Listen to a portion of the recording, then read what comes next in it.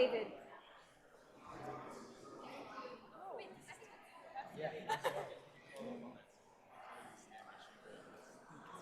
Should have brought them in sooner.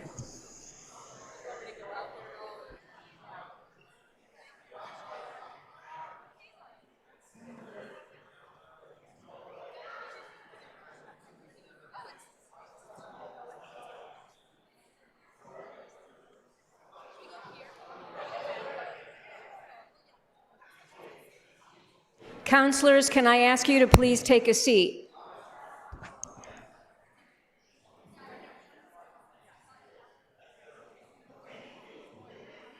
Guests, can I ask you to come in quietly?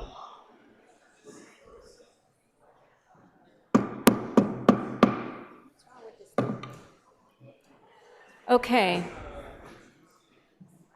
Besides all of our special guests that we have tonight, we have a special event that happens on the last night of the term where the departing counselors, the counselors that are retiring, have a chance to run a part of the meeting and give a speech to the City Council. So that's how we're going to be arranging the first call items tonight. So the first person coming up would be Councillor Norton.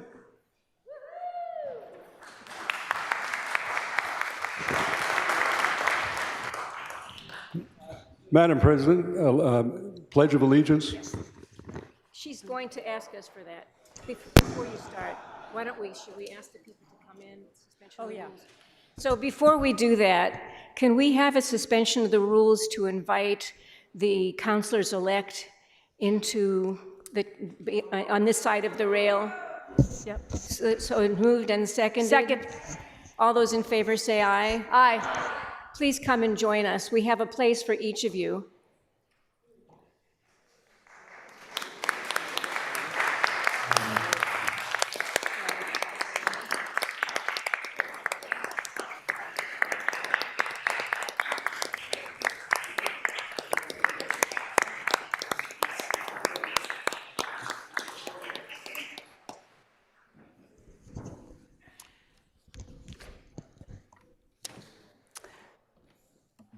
I would like to call the meeting to order and begin with a Pledge of Allegiance. Councillor Greenberg, would you lead us in a Pledge of Allegiance? I'd be happy to. Allegiance to the flag of the United States of America and to the republic for which it stands, one nation, under God, indivisible, with liberty and justice for all. Thank you. It's such a treat for our last meeting to have a full house. During COVID, it was kind of quiet in here. Oh, you're very kind. I know you're not happy with me tonight, but that's okay, Dave. So as President Albright said, each of the departing counselors was asked to keep it under 3 minutes, and I timed myself, it's 2.5. So I just wanted to let you all know how grateful and humbled I am that the voters of Ward 2 have granted me the honor and privilege of being able to serve them, and I see some of you out there, over the last 10 years. I am pleased to have played a role in some of the really big issues we've made progress on, including updating our titles, Newton Power Choice, building electrification, reducing plastics, saving the ward councillor seat, accessory apartments, and more. And for all of the very individual issues that I was able to help people on, things that only affected one person or one household, but really affected them and mattered to them a lot. It is truly gratifying to be able to play a role in making government work for people and improve their lives. This work has not always been easy or peaceful, especially when it comes to issues like, I bet you can guess, I won't do a shout out, but development. But while many in our city might think that we are always at each other's throats, I submit to you that is not the case. I am proud to say that I have worked with every single one of my fellow councillors on something, large or small. And my guess is most everyone else on this council can say the same. We find a way to put aside our differences and past tensions in order to serve the public, because that's our job. We're not a social club. We're here to pass laws to make our constituents' lives better. We obviously have different opinions on how that manifests, which I'm sure we'll be getting into tonight. But we all take seriously the charge of doing the people's work. There have been moments of humor over the last 10 years, such as when the bat was flying around. I just rewatched that video, worth it. Or the time in room 211 when a soggy ceiling tile fell directly on my head. That was more humor for everyone else. And there have been moments of deep sorrow, such as when we have lost colleagues, Sal Salvucci and Jay Ciccone, who passed away while in office, and Brian Yates, who passed soon after leaving the council. Lastly, I want to express my appreciation for those who work for the city. There are some that I have worked more closely with than others, such as our clerks, people in DPW, traffic, police. As a ward counselor, I bring the complaint, they magically solve it, I look like a hero, it's wonderful. But literally every person who works for the city of Newton has a vital role to play in serving our residents. And it's often difficult work, particularly over the last few years, thanks to the pandemic.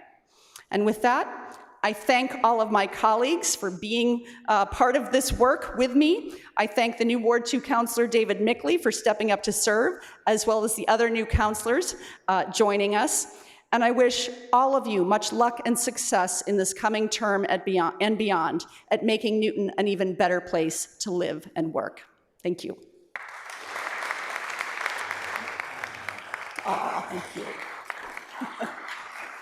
Thank you, thank you. Now, I kind of want to just stay here, Susan. Just joking, I just kind of want to stay.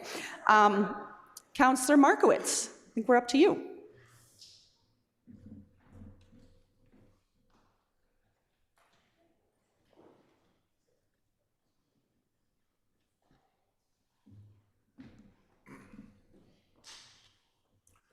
So the order was totally extemporaneous, so I'll have to get it together here. I'm going to be brief. I just want to say thank you to all the people who supported me both in the elections and then all the work that was done over the past 6 years. And I'll start with the folks who actually work for the city, our city employees. I found them just to be, without exception, dedicated to their work and able to deliver. And as my colleague, Councillor Norton, said, they often do what we get asked to do. We're sort of the relay sometimes, and I really appreciate it. They are, the city's in good hands with them. And then to our clerks, who keep us in line, help us, and really are an essential part of what we do. And finally, to my colleagues here, you know, I said this last week, but there's only 23 other people in the city who understand what it is to be a counselor right now, to deal with the variety of issues that come in front of us. And while we haven't always been on the same side of every vote, I respect every single person in this chamber because I know two things about them. They all work really hard. You know, for the audience here, this is 80 to 100 nights a year and 1,000 hours worth of work. And that's just doing the basics. There's plenty of people in this chamber right now who do far more than that. And I respect hard work. And I also respect the fact that regardless of opinions, you believe in how you're voting. You think that that's the best solution, the best answer to the issue at hand. And I can only respect that. So I go out with gratitude. This was a positive influence for me for the last 6 years. I met a lot of people I wouldn't have met otherwise. And many of them will remain my friends afterwards. So this was a good time in my life. The sun will come up tomorrow.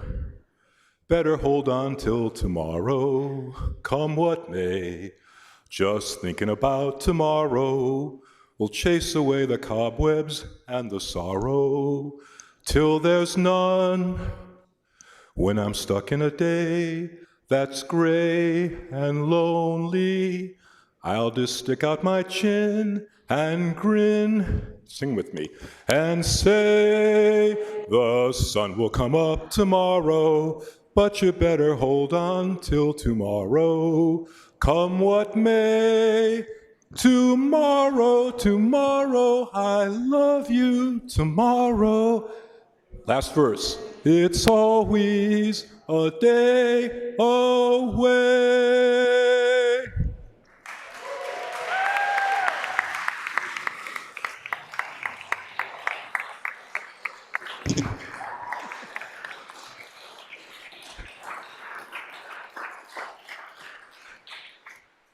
All right, now back to business here. Please be aware that this meeting is being both audio and video recorded. And the counselors we have remotely are, I saw Vice President Lipoff,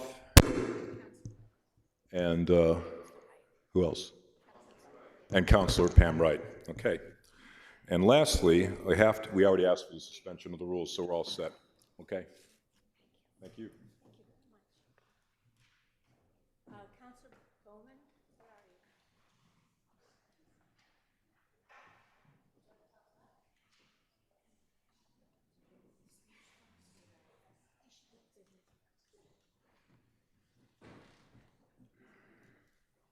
Wow, that's a tough act to follow.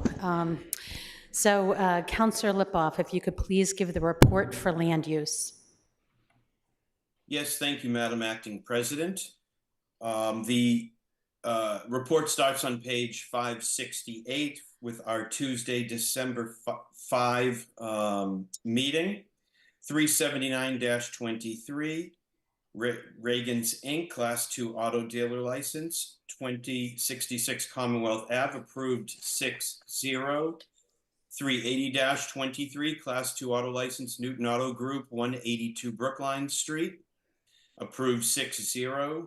381-23, Roberts Towing, Class 2 Auto License, 926R Boylston Street, approved 6-0. 382-23, Class 2 Auto License, Newton Trade Center Associates, 103 Adams Street, Newton, approved 6-0. 383-23, Old Time Garage, 1960 Washington Street, Class 2 Dealer's License, approved 6-0. 384-23, Class 2 Dealer License, Auction Direct Pre-Owned, 1545 Washington Street, approved 6-0. 385-23, Yes Auto Sale Group Inc., doing business as Yes Auto Center, Class 2 Dealer License, 454 Watertown Street, approved 6-0. 386-23, Class 2 Auto Dealers License, Map Development Investments, doing business as Christian Tapia Master Used Cars, 175 North Street, approved 6-0. 387-23, Class 1 Auto Dealer License, Mag Retail Holdings, doing business as McGovern Chrysler Jeep Dodge Ram, 777 Washington Street, approved 6-0. 388-23, Class 1 Auto Dealer License, Village Motors Group, doing business as Honda Village, 371 Washington Street, approved 6-0. 389-23, Class 1 Auto Dealer License, Newton Center Shell Inc., 1365 Center Street, approved 6-0.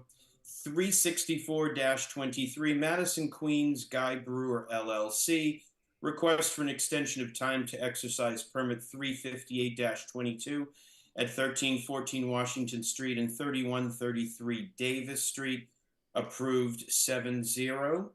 367-23, Susan Harvey, request to further extend a non-conforming 3-story single-family dwelling at 146 Oliver Road, approved 7-0.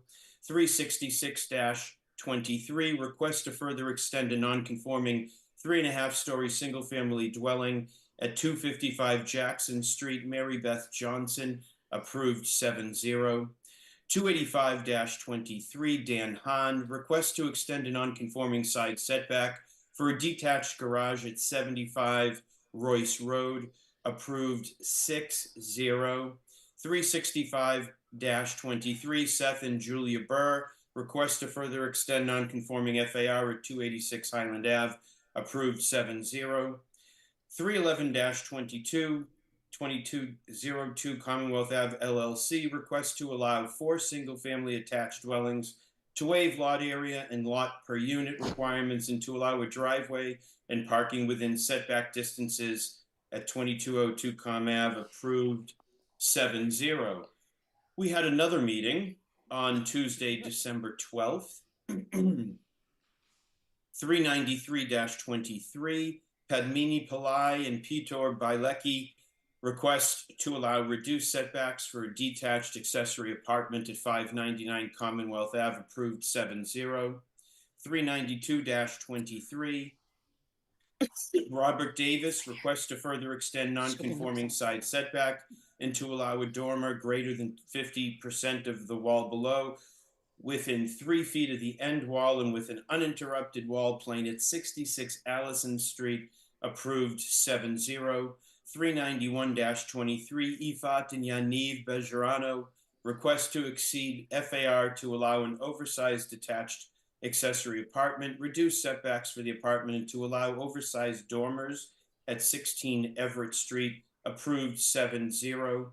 390-23, 72-94 Rose Street LLC, care of Calaire, request to allow for-profit educational use at 84-94 Rose Street, approved 7-0. The next one is on second call, and the rest were held. I'll move the reports. Thank you very much. Thank you very much, Councilor Leboff. If we could hear from Councilor Crossley, if you could please give the report on zoning and planning. Thank you, Madam Acting President, for a moment. The report is on page 575. The Zoning and Planning Committee had a brief meeting on Monday, December 11th, and took up a few items. 376-23 was a public hearing on a petition to rezone a lot at 0 Dedham Street. This was pursuant to the council already having surplus this tiny piece of property that used to have a water tower on it. And Zoning and Planning approved 7-0. 39-22 is requesting guidance on state guidance, requesting a discussion on state guidance for implementing the Housing Choice Bill. As we know, we passed the zoning. This will need to be refiled next term for updates. And so this was approved. No action necessary, 7-0. I now have a list of appointments. This is somewhat indicative of the huge long list of talented citizens we have who serve on our boards and commissions. I'm going to go through it very quickly. They all were approved unanimously, 7-0. They are all reappointments. First, 394-23, Peter Vieira, reappointed to the Chestnut Hill Historic District Commission, term of office to expire July 31st, 2026. Next page, 395-23, Lisa Adams, reappointed to the Economic Development Commission, for a term of office to expire November 30th, 2026. 396-23, Florent Mali, reappointed to the Economic Development Commission, term of office set to expire December 31st, 2026. 397-23, Jim Griglum, reappointed to the EDC as well, for a term of office to expire December 31st, 2026. 398-23, Zach Knowlton, reappointed to the Economic Development Commission, term of office to expire October 30th, 2026. 399-23, Mark Armstrong, reappointed to the Newton Historical Commission for a term of office set to expire July 23, 2026. 400-23, Ralph Abele, reappointed to the Newtonville Historic District Commission for a term of office set to expire May 5th, 2026. And finally, 401-23, Matthew Montgomery, reappointed to the Chestnut Hill Historic District Commission for a term of office set to expire November 15th, 2026. And that concludes the report. Thank you very much. So in keeping with the fellow counselors that we've heard before, thank you to the president, to the council for this opportunity to address you. 5 years ago, after nearly 15 years of leading Newton organizations advocating for safer streets and excellent schools and action on the climate and better housing options, I ran for city council because Newton needed more leaders willing to work with fellow counselors and the administration on moving the city forward on key issues. While some may try to characterize the council as being contentious during the last 4 years, I think there are many successes for us to recognize, much along the theme of what we heard from Councilor Norton earlier. And we did not write our speeches together. But I will also note that I will not be under 3 minutes because I believe that there is much to celebrate. We helped the city to help navigate the city through an ongoing pandemic, prioritizing school funding and return to learn, supporting residents and businesses while ensuring the city was making necessary progress on long-term liabilities. We made our meetings easier to participate in, going online, and thanks to significant work done by our former committee clerk, David Olson, and President Albright and New TV. We enabled remote participation for young families, for people with disabilities, and really anyone who getting to City Hall can be a challenge. We adopted outdoor dining, which I'm particularly proud to have helped many restaurants get this program up and running, including working closely with the administration on policies and working alongside Councilor Noel on building platforms and residents with beautifying the spaces with flowers and painting. We created the Affordable Housing Trust, on which I sit, which now has provided funding to 2 important projects and is poised to move forward with more projects in the coming years. We adopted new zoning for gun stores, significantly limiting where in the city a store could be located and requiring a special permit, making the city safer for all residents. We made significant improvements in building energy codes, including adopting the specialized stretch code, which will go into effect on January 1st. And positioning Newton to be one of 10 communities requiring full electrification of all new and significantly renovated buildings.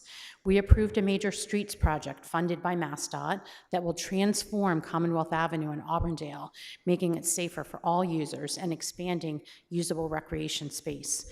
We approved many special permit projects, large and small, and some in between.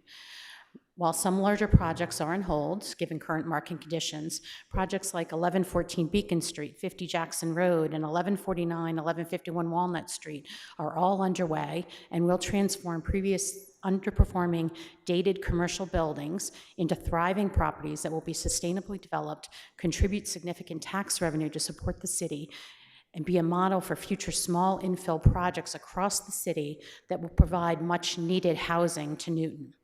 It is exciting to see the site preparation work being done on the amazing Northland project. Reaffirming the Northland special permit was the very first vote I took on this council. I personally am very proud of the work I did on land use, making projects more accessible and greener and more livable, and generally making the projects better for all. We should be especially proud of the multi-termed zoning review process that led to the adoption of the Village Center zoning in conjunction with the city's MBTA Communities Act zoning.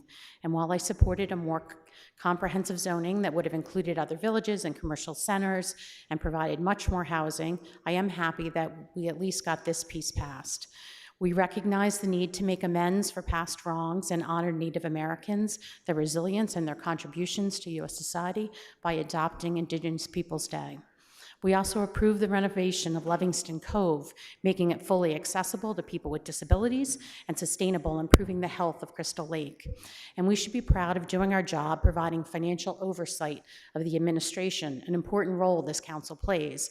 And just last night, we heard from the mayor that she'll be coming back to the city council with a new proposal for the unallocated $26+ million. And based on the mayor's email and that of Superintendent Nolan, I am expecting that this new proposal will make a substantial increase in funding for Newton Public Schools more quickly than Mayor's previous proposal.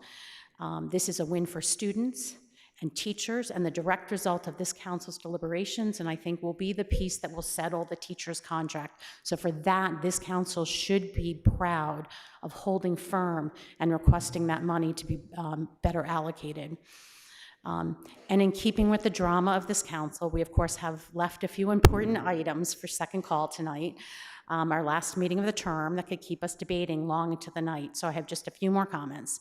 Of course, I thank city staff, especially everyone in the clerk's office, for helping make the city council work, and the many constituents who help educate councilors on many issues. I also thank my family and the families of all my fellow councilors. It is a big ask. We spend a lot of time on city council, and if we're not here in this room, we are taking emails and phone calls and texts. It's rare that I go more than an hour or two without getting one or all of those from people. We would not be able to be effective counselors without their support and understanding. I wish the incoming council the best of luck at moving Newton forward on the critical issues of our time. And I'm going to remind you what they are. They're housing, climate change, aging population, equity, supporting excellent education, while dealing with the most challenging economic sustainability of a city budget with expenses that are rising faster than our current revenues. So with that, I thank you very much.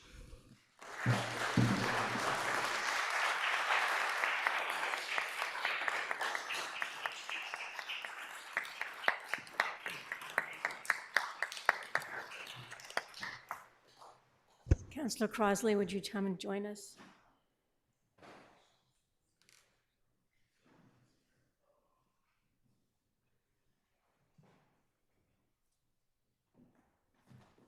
it clear what I'm supposed to do next? I'll give it to you. Yeah. Okay. Thank you. Yeah. Got it. Good evening, everyone. I would first like to recognize Councillor Krinsman for the Programs and Services Committee report. Thank you, Madam Acting President. Programs and Services Committee met on Wednesday, December 6th. First item, item 345-23, the appointment of Emma Zhang as a member of the Youth Commission was approved 7-0. Item 346-23, the appointment of Zach Gusinoff as a member of the Youth Commission was approved 7-0. Item 347-23, the appointment of Serena Chand as a member of the Youth Commission was approved 7-0. Item 348-23, the appointment of Phoebe Anthony as a member of the Youth Commission was approved 7-0. Item 349-23, the appointment of Nick Makura as a member of the Youth Commission was approved 7-0. And item 350-23, the appointment of Chloe Lee as a member of the Youth Commission was approved 7-0. Next item was held. Item 402-23, the reappointment of Rakashi Chand as a Jackson Homestead trustee was approved 6-0.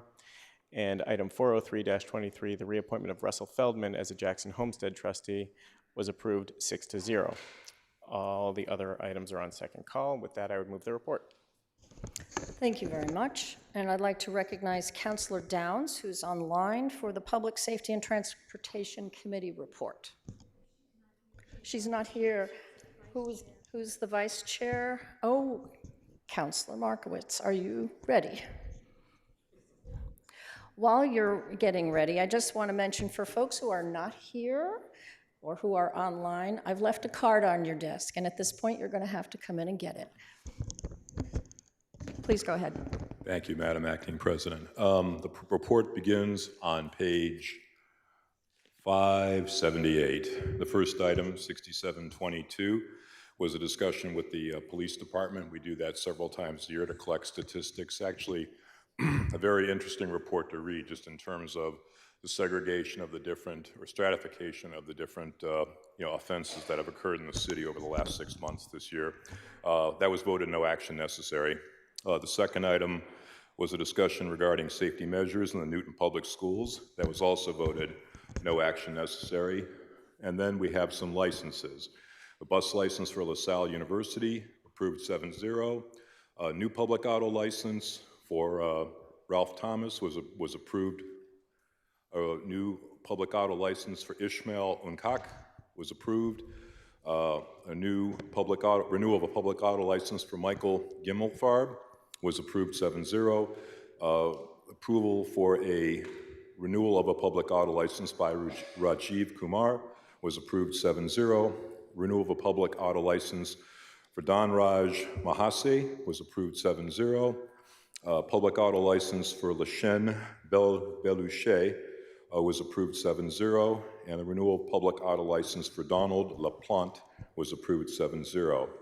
And then we had a discussion with the administration about the overnight on-street parking during winter for people who have disability placards, and that was voted no action necessary, 7-0.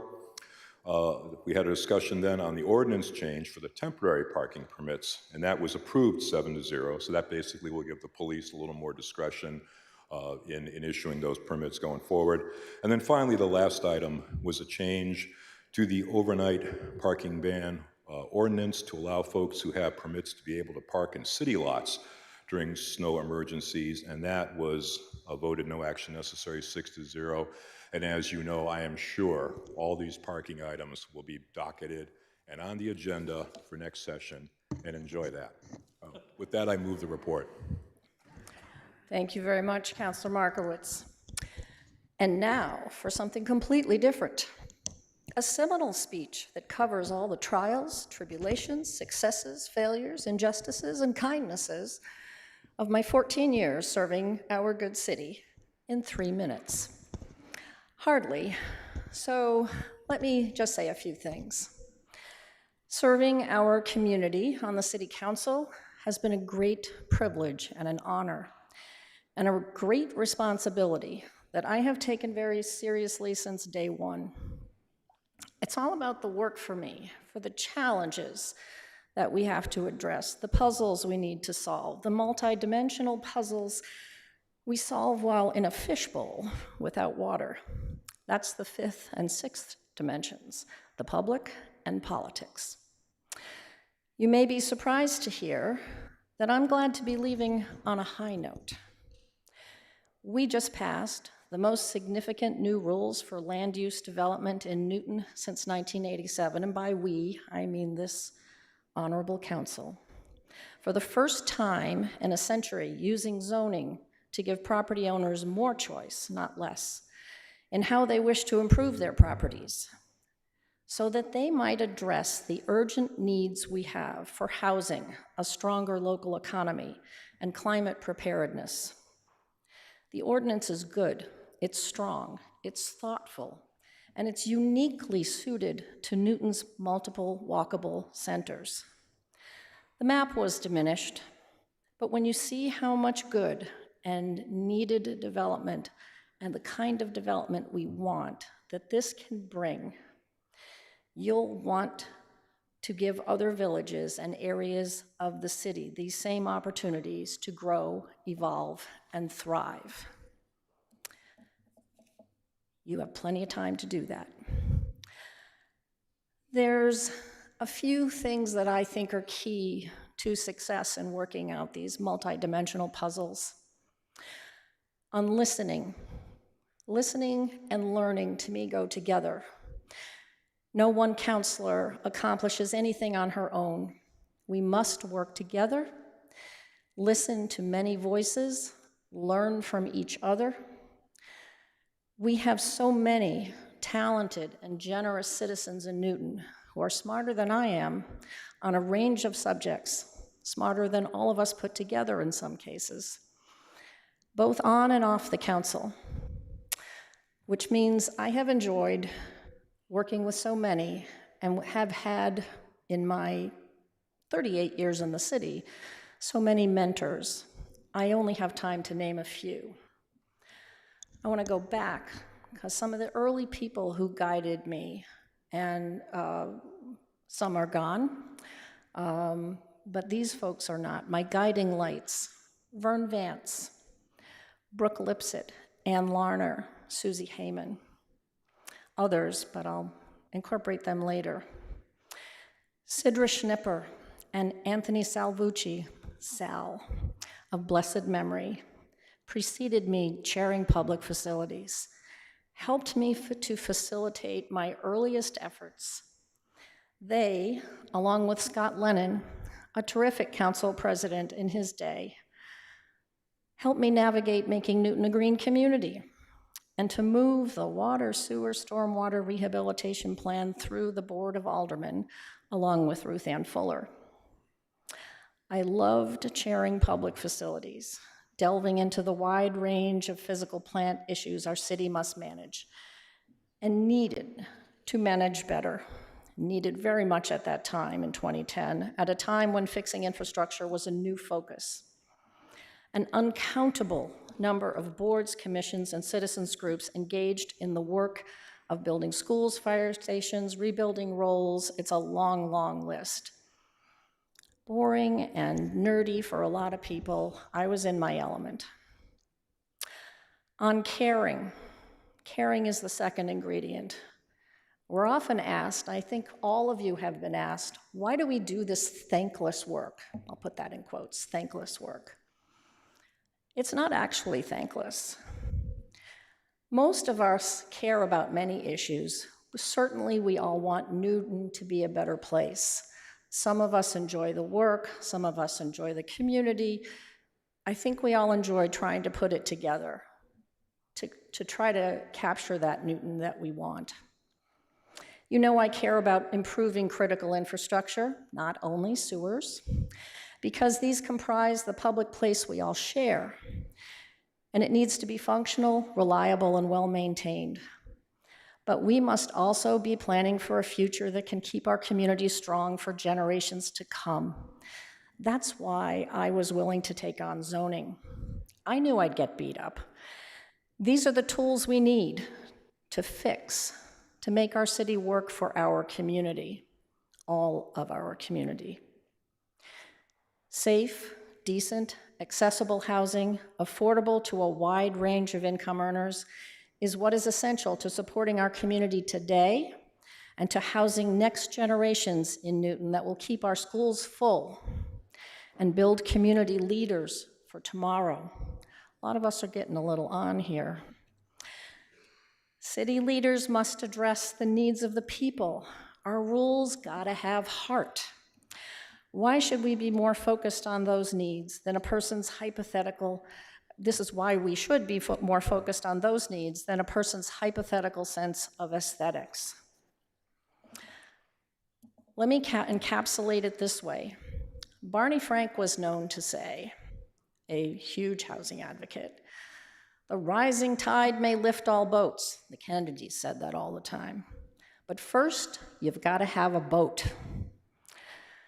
I care that we should build a lot of boats. The third, when do you act? This is really about problem solving or thinking broadly and critically before acting. Councilor Markowitz mentioned the PD task force report. Sonia Spears led that, and remember when she presented its findings to the council a couple of years ago.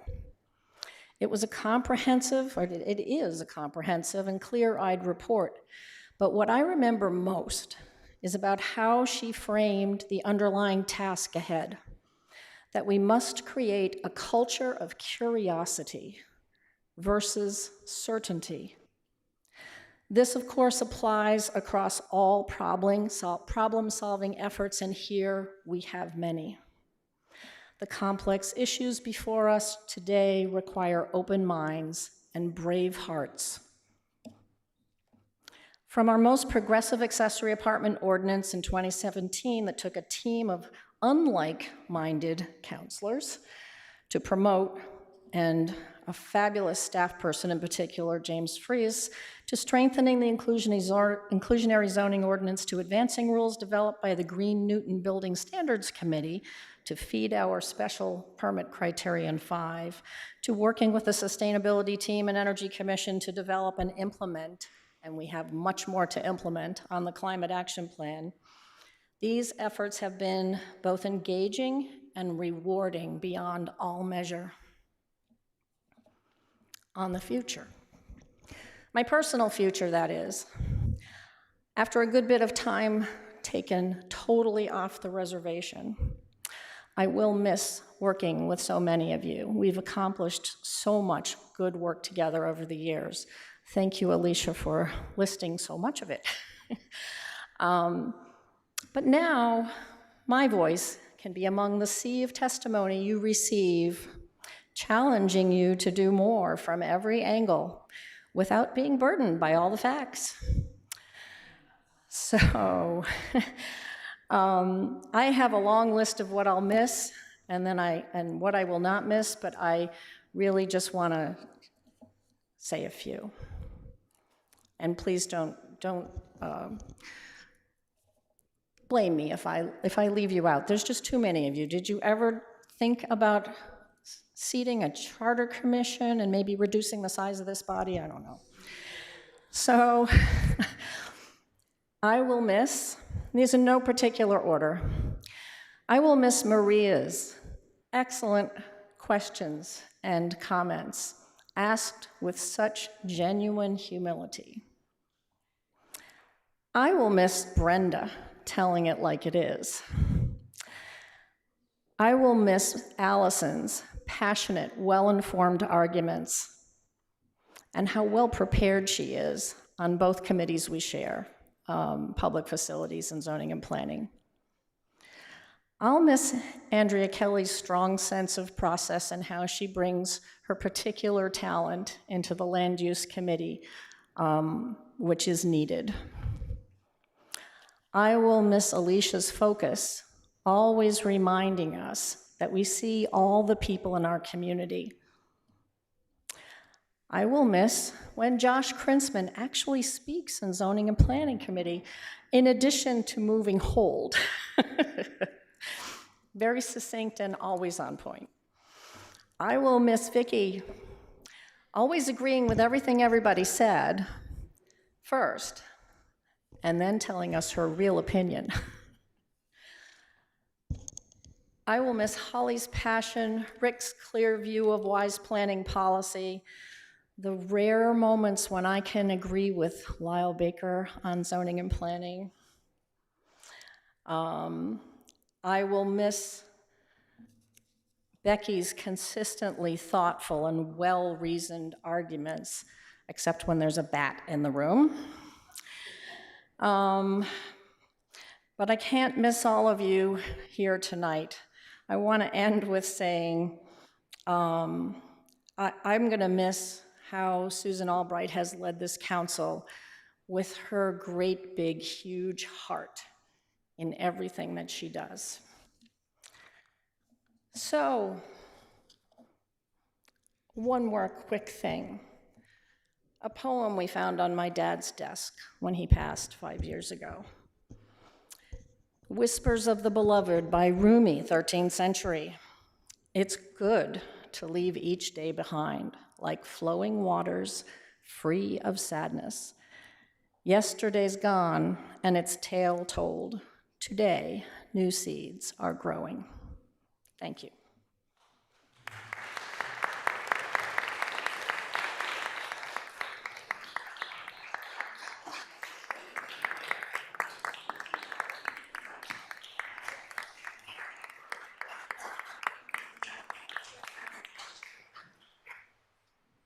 Councillor Noel, you're next.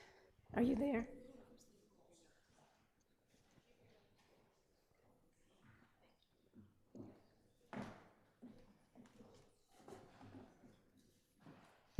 Good evening. I'm so appreciative of the young people here tonight who are hanging in there. It is important, and I'm glad you're still with us. I want to start with the reports. I'm going to introduce Councillor Leary to give the report on Public Facilities Committee. Thank you very much, Madam Acting President. The report starts on page 580. The Public Facilities Committee met twice. Our first meeting was Wednesday, December 6th. Our first item was 32123, which was National Grid petition for a grant of location to install and maintain a gas main on Chestnut Hill Road. Public Facilities approved this 5-0-2 with two councilors abstaining. 41323 was a request for a water main extension and granting of water easement in Tower Road. Public Facilities approved that 7-0. And then we had a number of appointments and reappointments of some of the very talented folks that serve on our boards and commissions.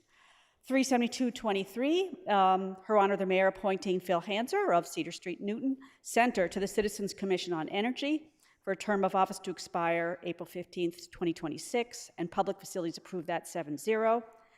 41423, Her Honor the Mayor reappointing Miles Smith, Webster Street, Newton, to the Sustainable Materials Management Commission for a term of office to expire September 30th, 2026. Public Facilities approved that 7-0. Reappointment of Sun Woo Khan to the Sustainable Materials Management Commission. Her Honor the Mayor approved that. That was approved by Public Facilities 7-0.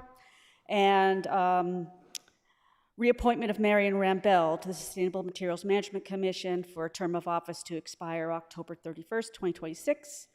Public Facilities approved 7-0. And then, Madam Acting President, we met again on Monday, December 11th. We, 37423 was Her Honor the Mayor requesting the authorization to appropriate and expend the sum of $3 million from the Stormwater Fund balance for City Hall pond dredging. And Public Facilities approved that 8-0. 37523, this was requesting authorization to appropriate and expend for the Newton Center Active Living Project. And that was approved as amended by Public Facilities 8-0. And with that, Madam Acting President, I move the report. Thank you. Next, I want to invite Chairman Grossman to give the finance report. Thank you, Madam Acting President. The report begins on page 582. The committee met on Monday, December 11th. The first item, 378-23, to appropriate $15,000 for elections postage in the city clerk's office, was approved 7-0. Item 418-23, acceptance of $174,910 from the Department of Justice's Office of Community Policing Services, was approved 8-0. Item 373-23, acceptance of $190,000 from Mass DOT's Community Transit Grant Program for fiscal year 24, was approved 8-0. Item 272-23, authorization to expend $33,333 in transportation mitigation funds on NUMO operation from the 15 Riverdale Avenue development, was approved 8-0. Item 417-23, request to transfer $50,000 from the Street Division full-time wages, was approved 7-0. Then we met jointly with Public Facilities on a few items. 374-23 to appropriate $3 million for dredging of the City Hall ponds, was approved 8-0. And 375-23 requesting authorization to appropriate and expend for the Newton Center for Active Living project, was approved as amended to reflect the docket language as spelled out on page 583. And that was approved 8-0. With that, I move the report. Thank you. And finally, I'd like to invite Councilor Laredo to give this report on real property reuse. There is no report, Madam Acting President. Thank you. Thank you. Wow, so this is kind of exciting, not only because it's my last meeting, which maybe I'm a bit too giddy about that, but it's been an opportunity I've had to reflect quite a bit, so I appreciate if you indulge me. So it's an absolute honor to stand before you tonight and speak. Tonight is my last City Council meeting after serving 6 years, 3 terms on the council. So first of all, I want to thank the voters of Ward 6 for giving me the opportunity to represent them in this capacity. I still remember being sworn in 6 years ago, and Governor Charlie Baker stood up here, and he said to us, there's nothing like local government. They know where you live, and they do. They know exactly where you live. So I've given this a fair amount of thought, and upon reflection, I've had a 30-year career in the nonprofit world, and I don't say this lightly, and I've had this conversation with several of you. I do believe City Council has been one of the most important jobs I've ever done, and I think I've done some good things. But prior to serving, I'm not completely sure I understood the powerful role local government plays in people's daily lives. And what could be more evident than the group in the chamber tonight? We shape our communities and we provide important support and services for our residents. Not to be minimized, local government has tremendous consequences on larger global issues, including climate change and income inequality. I see local government as a place for innovation and problem solving, and I've seen that in this chamber over the last 6 years. As already has been mentioned tonight, this job is tough. We grapple with issues that are extremely complicated, and in a democracy, sometimes things get oversimplified. At times, I have been in awe of this responsibility. An admired leader once told me, if the solution is simple, it's often wrong. And I think that's true. I think about that comment a fair amount, especially on nights like tonight, when we're grappling with two very complex issues on second call, both of which will have significant long-range impact on our city. So I want to take a moment to again thank the constituents, my family. My husband's here tonight, and I'm not sure he's been in the chamber since I was sworn in 6 years ago, so I'm glad he came out tonight. I want to acknowledge our city staff, who I think are some of the finest in the land, and I'm not sure at times we deserve them, but we're very lucky we have them. And finally, I want to thank you all, my colleagues. You have challenged me. At times, you have educated me. And you all have made me better at my job. And I'm not sure I always told you that, but you did. I've learned something from each and every one of you, and I am so appreciative of that. This moment, as you can imagine, has invoked a fair amount of reflection in me, and I want to share with you the best piece of advice I received when I was considering my first run for office. I asked a dear friend, I said, "What do you look for in your elected leaders?" And she replied, "Always lead with courage." And I think I've done that. It's been an honor to serve, and as deeply proud as I am of all we have accomplished together as a council, there's of course more work to be done. And the nature of our partnership going forward is going to change. I'm going to be on the other side of that rail. But I look forward to continuing to stand shoulder to shoulder with all of you in the years to come. And again, thank you. I'm so grateful for the time I've had on this council.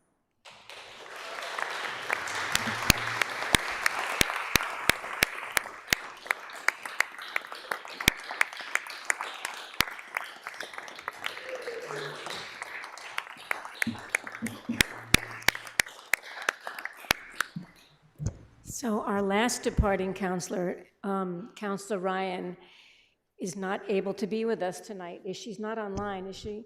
She has no power at her house, and she was told that she wouldn't have power for 2 days.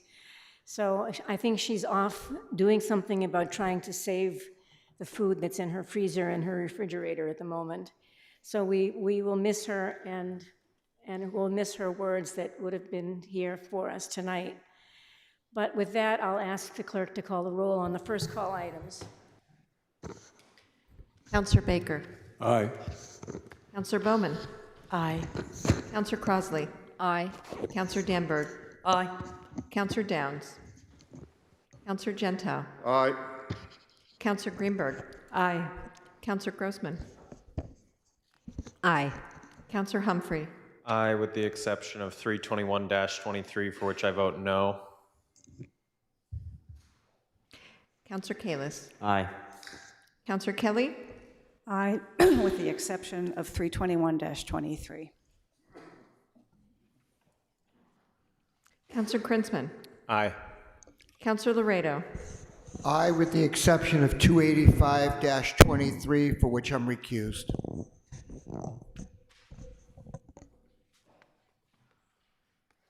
Counselor Leary. Aye, with the exception of 321-23, which I vote no. Counselor Lipoff. Aye. Counselor Lucas. Aye. Counselor Maliki. Aye, with the exception of number 321-23, on which I vote no. Counselor Markowitz. Aye. Counselor Noel. Aye, with the exception of 321-23, for which I vote no. Counselor Norton. Aye. Counselor Oliver. Aye. Counselor Ryan. Counselor Wright. Aye. President Albright. Aye. Give me one moment. While the clerk is doing the tally, one thing that we forgot to talk about at the retirement dinner was that you all who are leaving will be receiving a chair with the Newton seal on it and your name, and it's on order. You know, it'll take a while for it to come in, but we will get all these chairs to you when they arrive.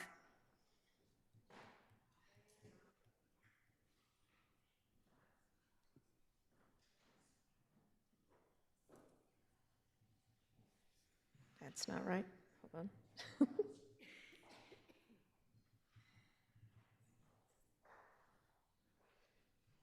Okay, first call. Motion carries with 22 yeas, 0 nays, and 2 absent, with the exception of item number 321-23, with 17 yeas, 5 nays, 2 absent, and the exception item 285-23, with 21 yeas, 0 nays, 2 absent, 1 recusal.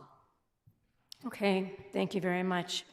So with that, anybody who is here just to hear the first call items, you're welcome to stay, but we're going to move on to second call items now. And the first item on second call is item 359-23. Councilor Krinsman, could you give the report, and then I'll ask Councilor Grossman.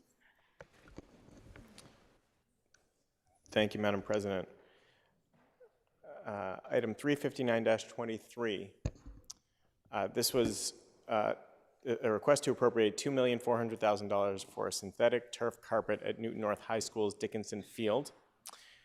On November 28th, I believe, we met jointly with Finance, and in the Programs and Services Committee, the item was approved 6-1 to 1. Okay, Councilor Grossman.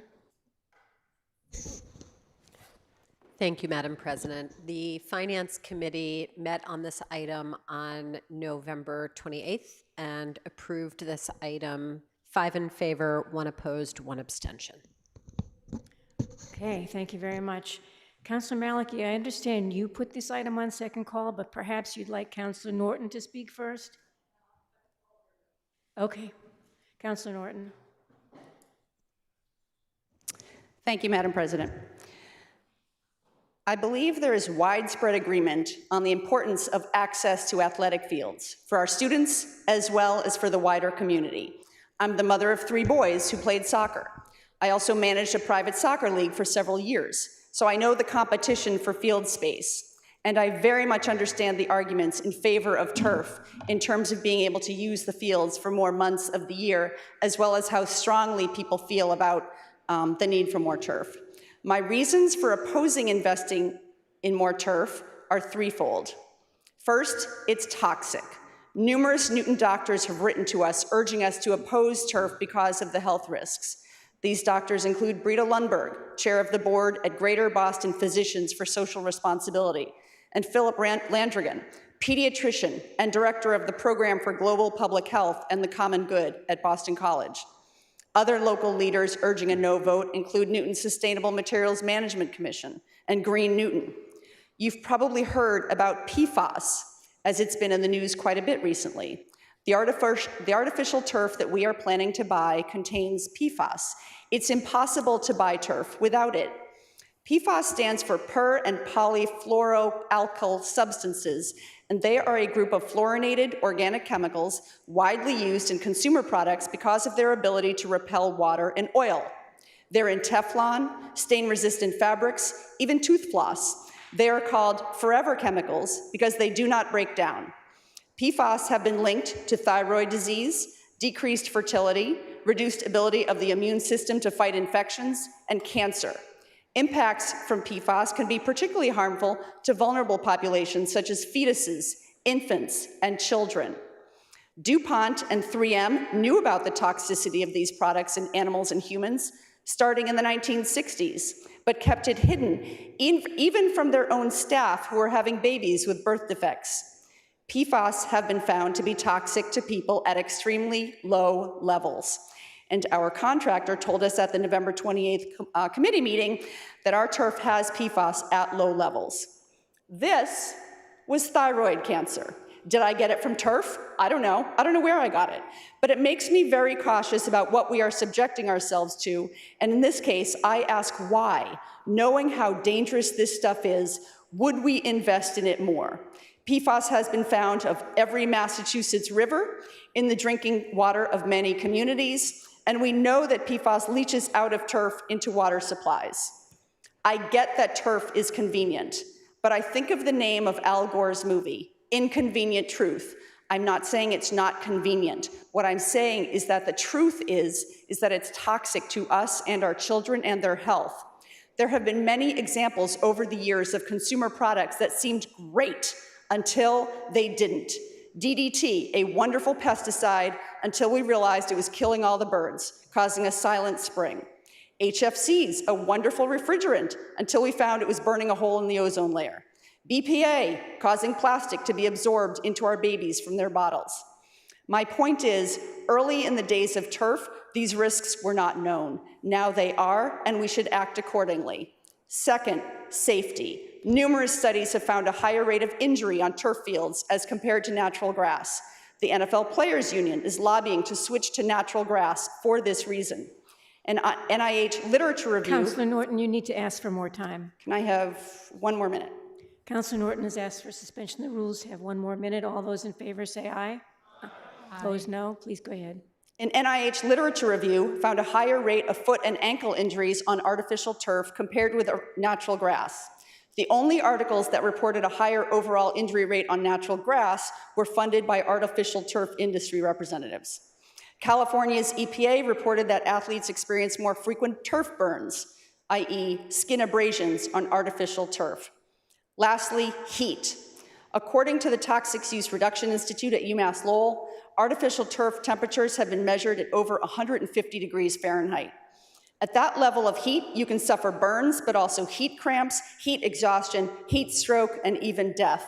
Climate change is bringing hotter summers, but also hotter springs and falls. When I was a kid, you'd have 1 to 2 90-degree days all year. Now we've got several weeks, and that is only going to grow in coming years. And this turf heats up even when it's under 90 degrees. In Burlington, Massachusetts, their rules say that in the event of a heat advisory, the artificial turf and/or track may not be utilized if the air temperature is over 85 degrees. Only a grass surface may be utilized. We don't have rules like that as far as I know. So the calendar shown by Parks and Rec of the increased number of days that these fields will be usable with turf is not accurate, because there are going to be days where the fields would have been safe for play with grass field, that they are not safe to play due to heat with a turf field. So for all of these reasons, I urge a no vote on new turf at Newton North. I applaud our Parks and Rec staff for all the work they have done to invest in our existing grass fields and work to expand the number of grass fields we have. Let's keep doing that. Let's look at Crescent Street. Let's talk to Boston College and Mount Alvernia and sharing field space there. Let's be creative. It's not like they're paying us much in pilots. Thank you. Thank you. Please, no applause. We have a lot to cover tonight. Councilor Maliki, did you want to go next? Thank you very much, Madam President. We need to look at the big picture, the whole life cycle of artificial turf and its components. Mostly out of sight, out of mind for Newton residents. It's mostly plastic. It's a petroleum product. And as Sierra Club Massachusetts wrote to us, we can't keep fossil fuels in the ground if we keep using them for plastics and other petrochemicals. The manufacturing happens in cities and towns down south that few of us, if any, have ever been to. It gets shipped long distances to reach us. For 10+ years, it leaches chemicals into groundwater and sheds microplastics over the years as it degrades. At Newton South, both removal and installation have left crumb rubber and TPE infill, respectively, spilled in the soil and pathways and back driveway that still hasn't been cleaned up. And then it gets shipped off to another state. For almost a year, since the vote on Newton South field replacements, we've been assured by Parks and Rec that Newton's old artificial turf is going to be recycled. On August 3rd this year, the Boston Globe reported about the South Fields. RAD Sports, that's our contractor, promised the city that the artificial turf will be sent to a Danish-owned facility in Pennsylvania that is capable of recycling artificial turf, according to Nicole Banks, our Parks, Recreation, and Culture Commissioner.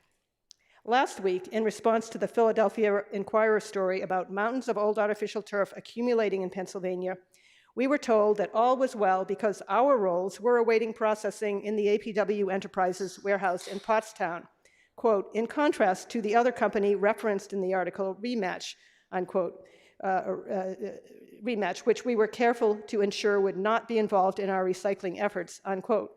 But that Danish-owned company is Rematch, so our contractor, RAD Sports, switched from Rematch, which had already been well publicized as responsible for thousands of rolls of old turf sitting in farmers' fields, switched from them to APW Enterprises, which is reportedly extracting the crumb rubber and silica, but won't say what's happening to the carpet.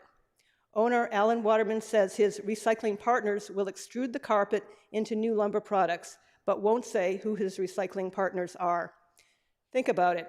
Anyone who had really succeeded in recycling carpet in the US would be famous and very, very busy by now.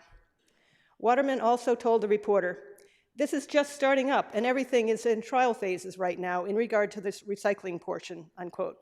Trial phase, almost 5 months after South Fields were shipped and 11 months after the City Council was assured of recycling. We still have no actual evidence that Newton's old carpet will be turned into anything people want to buy or what the carbon footprint of that process would be. Let's talk about the fill. TPE, thermoplastic elastomer, is supposed to be safer than crumb rubber, but this is the warning label on the bales at Newton South. Wash thoroughly after handling. Councilor Maliki, you need to ask for more time. I think I will need perhaps a minute and a half. Okay, Councilor Maliki would like a minute and a half. All those in favor say aye. Aye. Opposed, no. Please go ahead. Polyvinyl chloride contains vinyl chloride, a cancer suspect agent. In fact, the EPA just announced vinyl chloride is one of its first 5 chemicals to evaluate under the Toxic Substances Control Act, which could lead to a potential ban. It's also one of the chemicals involved in the East Palestine, Ohio train derailment fire disaster. The other part of the fill is silica. That warning label notes breathing silica dust can cause silicosis, lung cancer, and other diseases.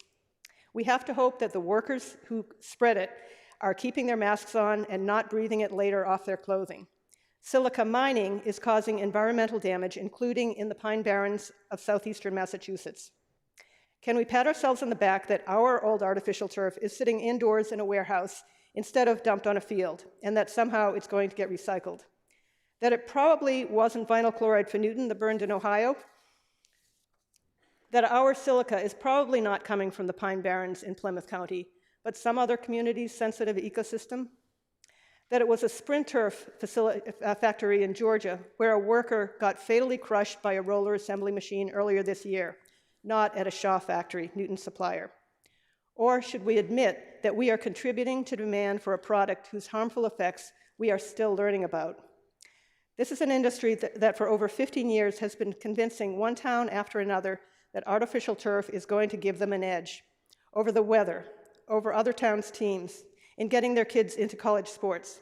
So now we're at the point where every town thinks, we need artificial turf because everyone else has it. It's time to stop the artificial turf arms race before we are forced to. Put our money and effort into the best, safe, organic maintenance of real grass. Accept that some games and practices will get rained out. That's life. And admit that we need to actually acquire more land for playing fields. This is what growth without planning looks like. I asked repeatedly during the Village Center zoning discussion, what's our plan for accommodating population growth and the demand for fields if we can't meet the current demand without artificial turf? Never got an answer. The current field reconfiguration projects will help, but reconfiguration only goes so far. Is the only other plan converting more and more grass to plastic? That's not acceptable. Parents shouldn't have to weigh long-term health risks of chemical exposure and higher short-term risks of sports injuries against the benefits of sports participation. Thank you. Thank you. Please, Councilor Lucas.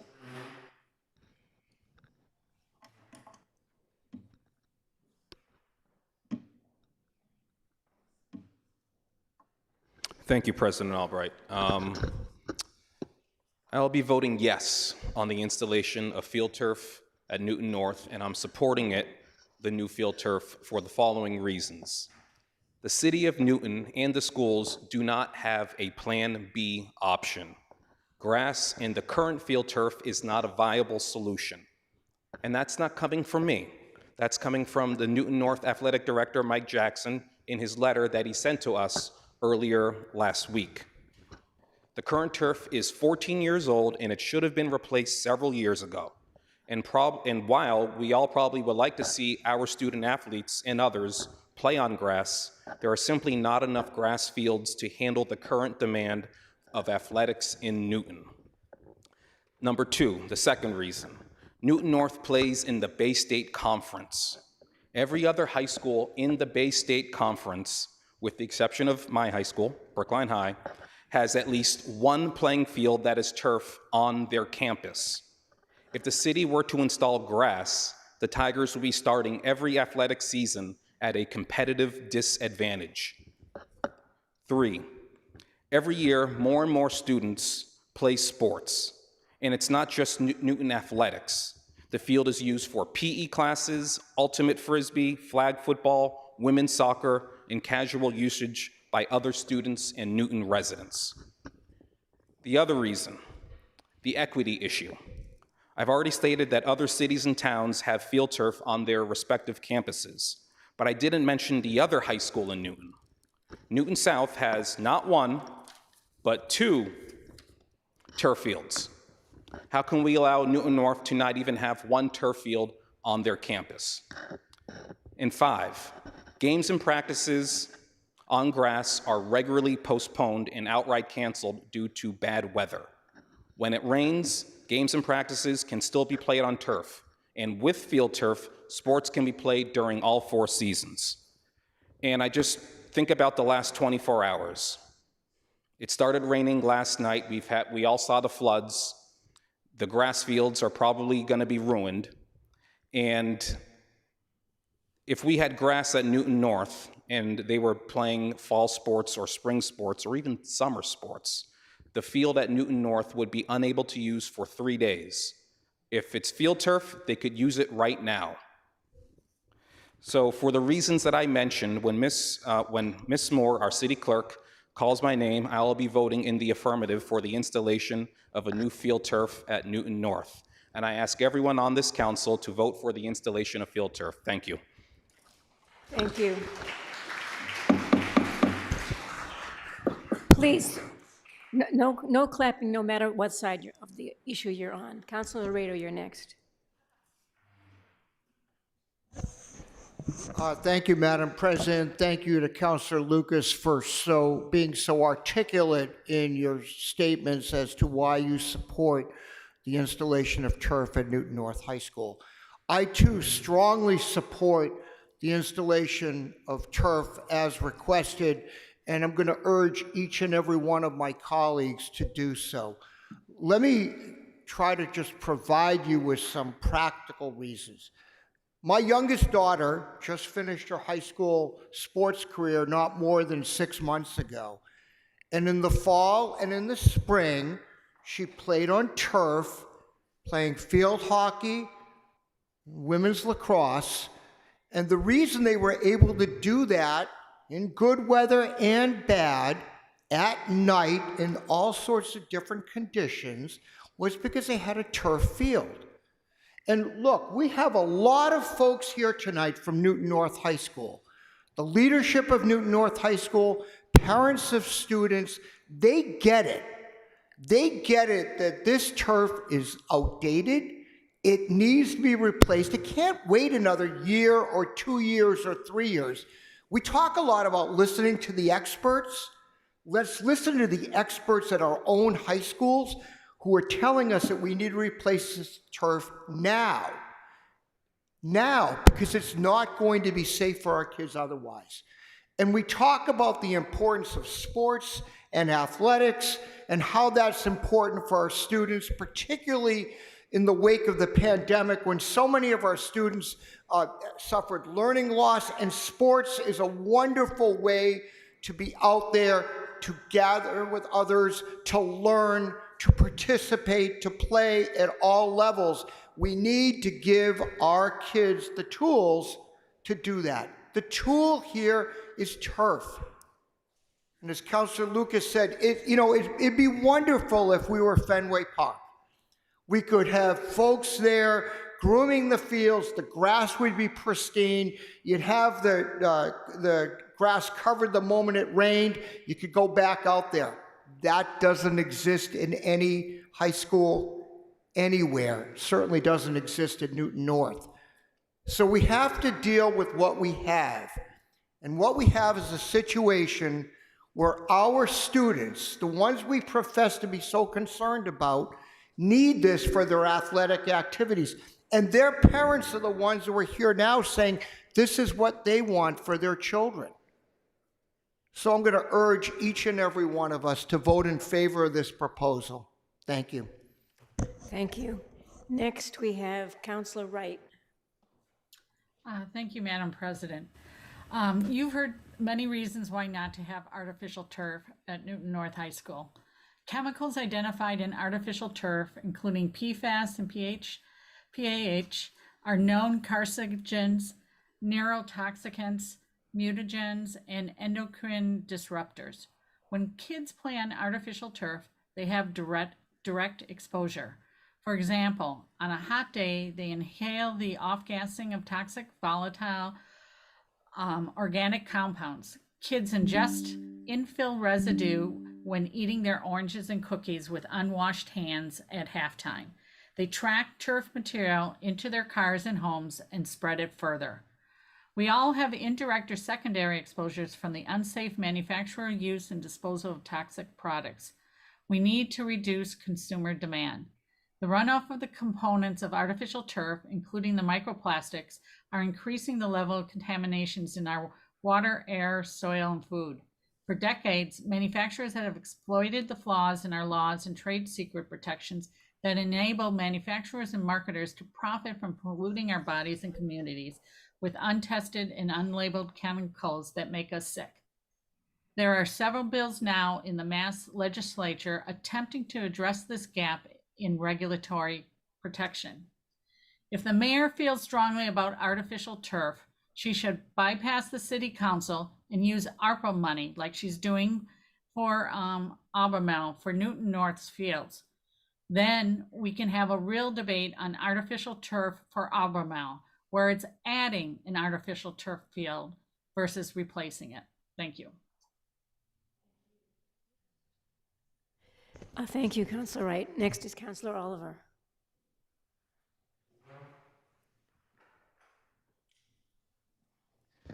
Thank you, Madam President.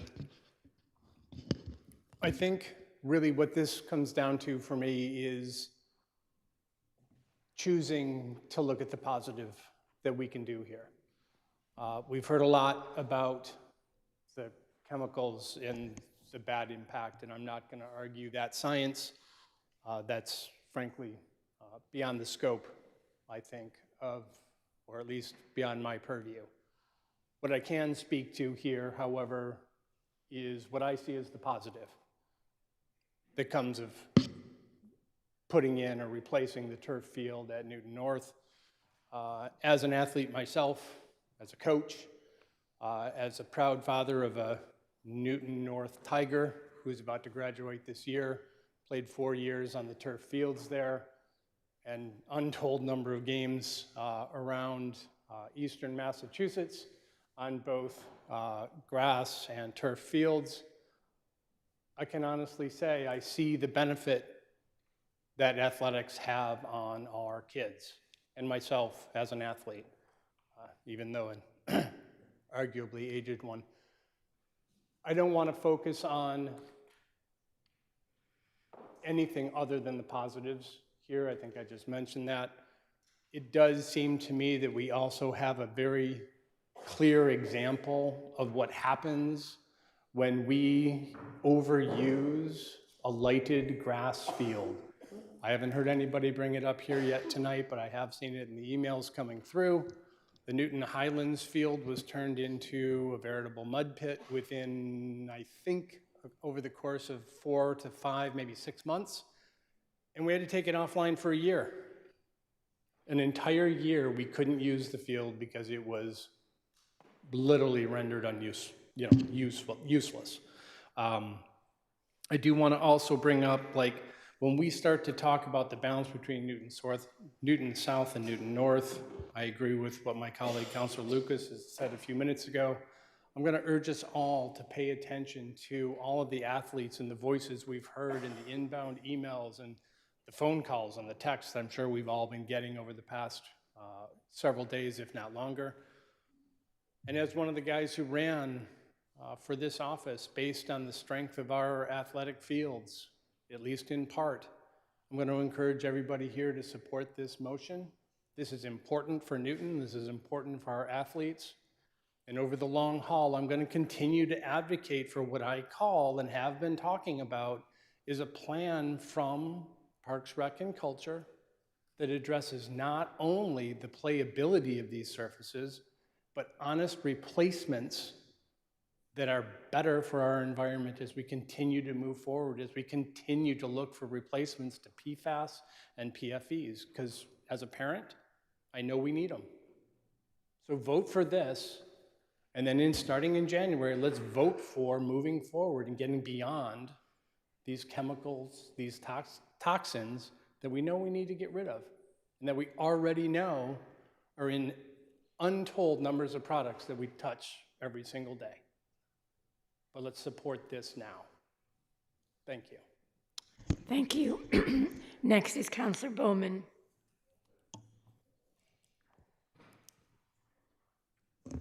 Thank you very much. I find myself in an odd situation because I'm not usually someone who is saying no to my many friends and colleagues who are strong environmentalists, because I definitely put myself in that classification.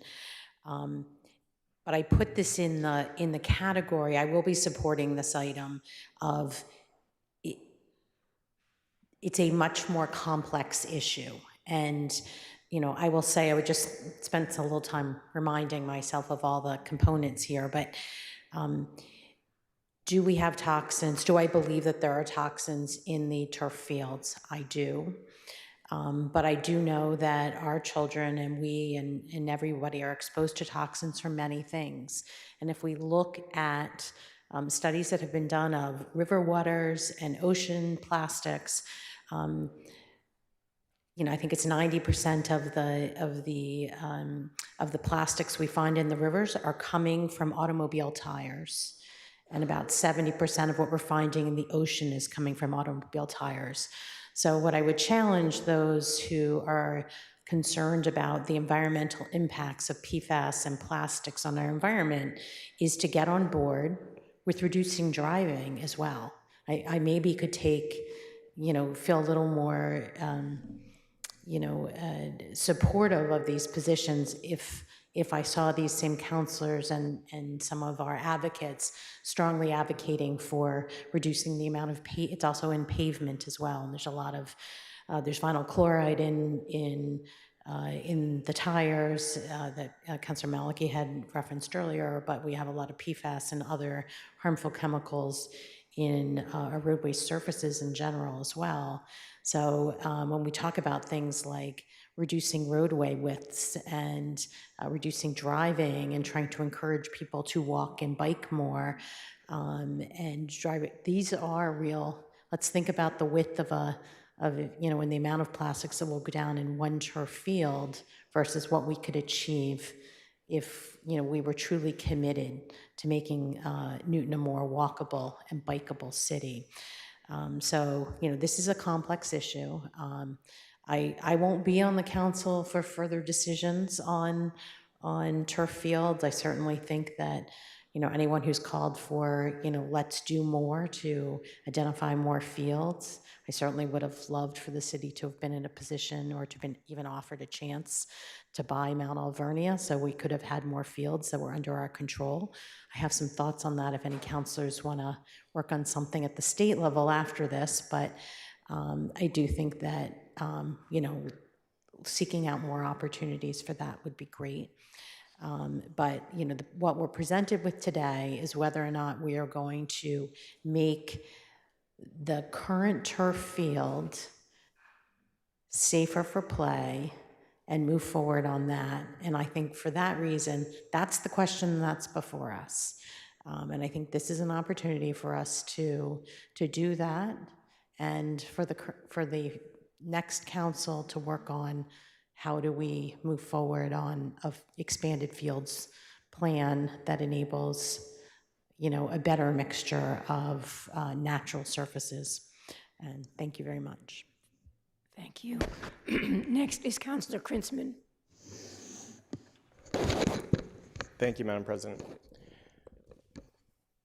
Most of the items we take up, in fact, just about every item we take up has benefits and drawbacks, including every expenditure we approve. Every dollar we spend on something is a dollar we don't spend on something else.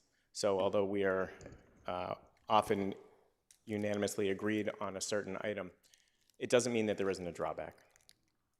There are trade-offs, and Councilors Norton and Malachi and Wright articulated the concerns or the drawbacks of this item. They articulated it beautifully.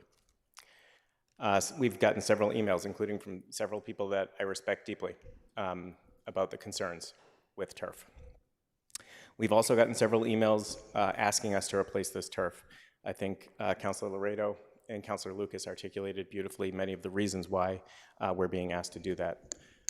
We got, I think, hundreds of emails. I was actually counting, and I got a little tired once I got to 7, so I don't know the exact number, but there were many. One thing that all those requests to replace the turf had in common was that the vast majority of those emails actually said who their children were and who their children who used the turf were.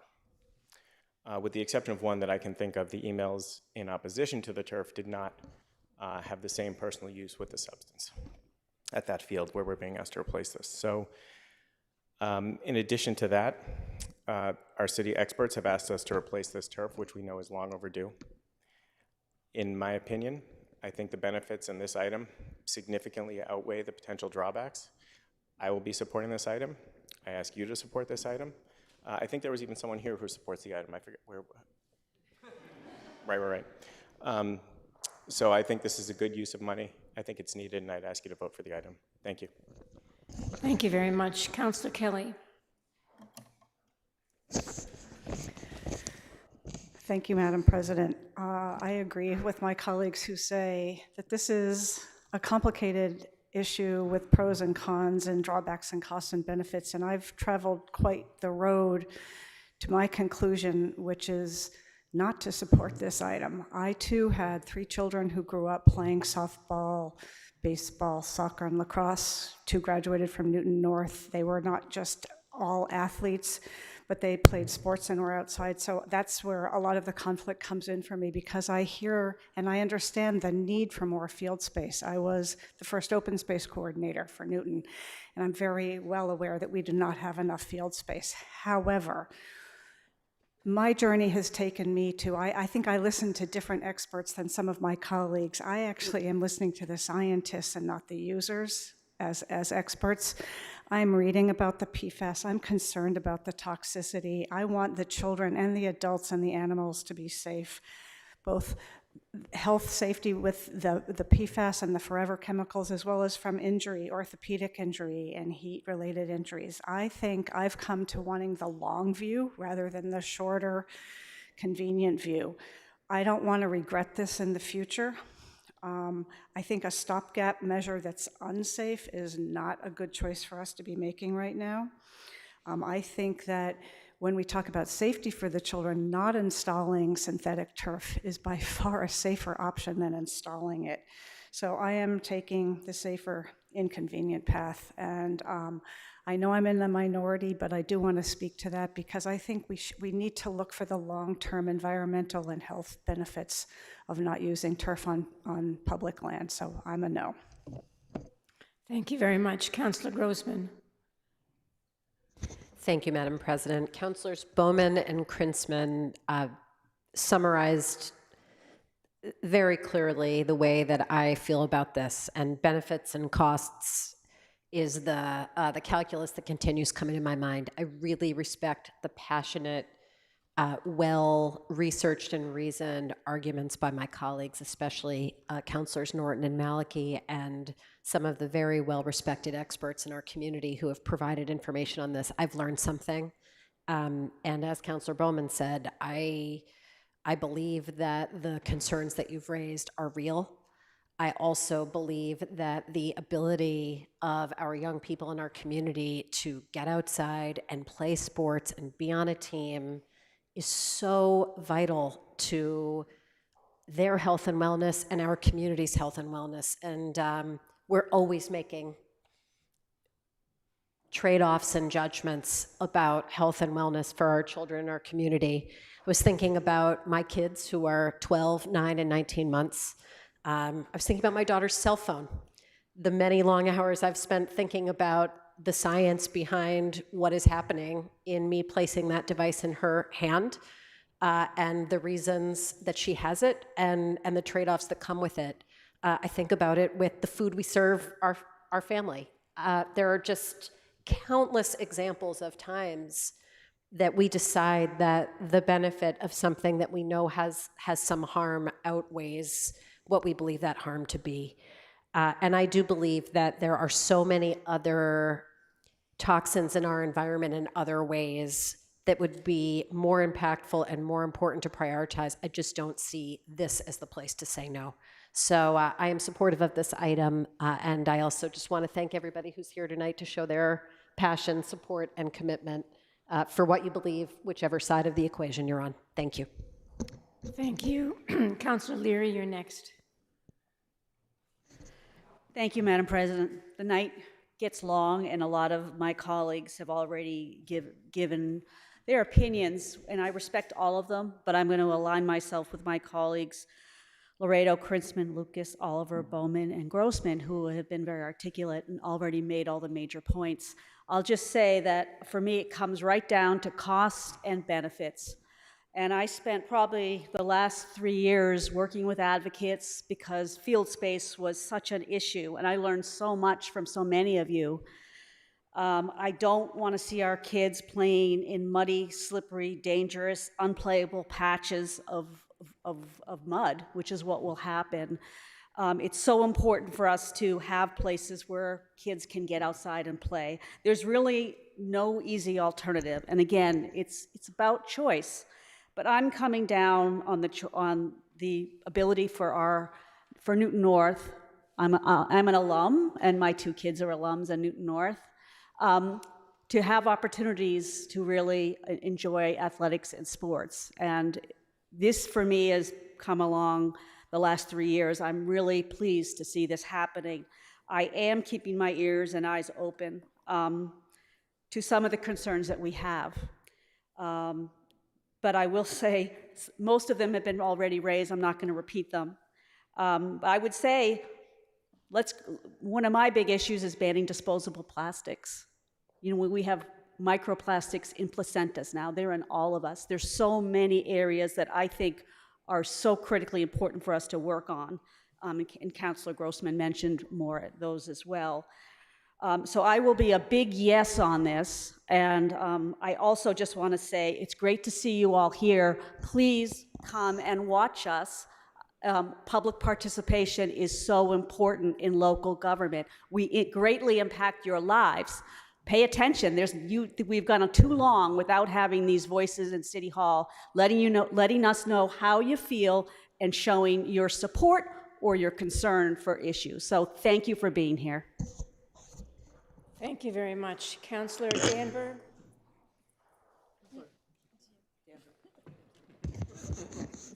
Thank you, Madam President. I'm going to be brief on my explanation of which side I'm on. I thank you, all of you who have showed up tonight on both sides of this issue, and I want to thank my colleagues who have so well articulated the two sides of this, and there are two sides to this. I'm going to come down tonight on the side of the athletic program, and I'm going to vote yes. But I'm going to take the next 30 seconds, and I want the coaches and the parents and the athletes to hear me and hear me well. My husband is a pediatric dentist. This past weekend, we spent time in his office when a 13-year-old playing basketball did not have a mouth guard in his mouth, and he avulsed a front incisor and will have permanent damage to that tooth.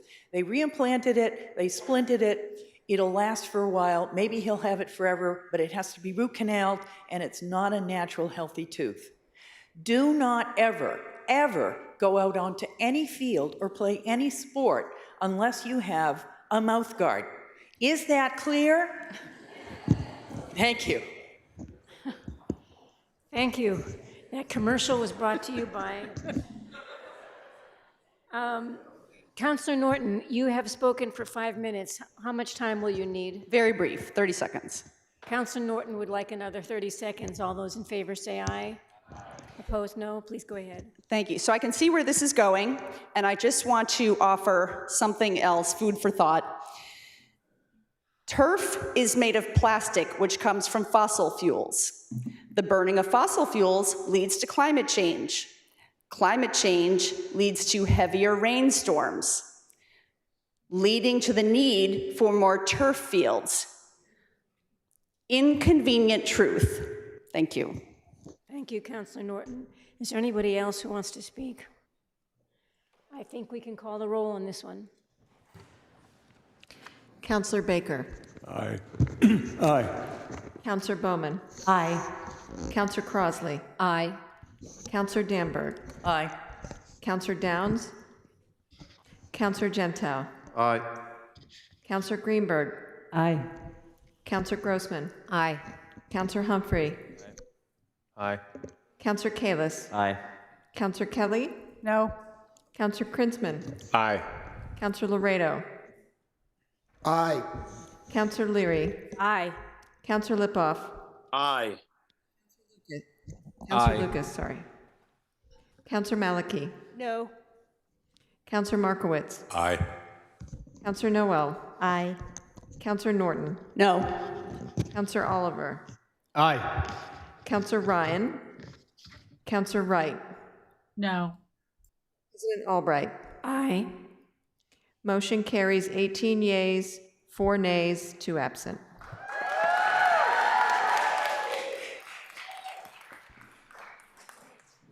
Okay, you're all welcome to stay for the next 5 items.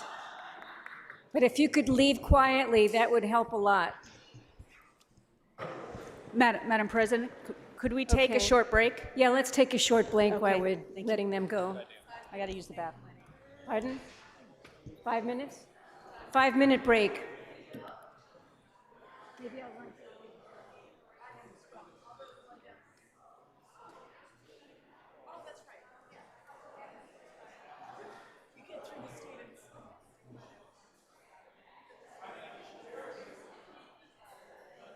That's what they said when South was put in. It's such.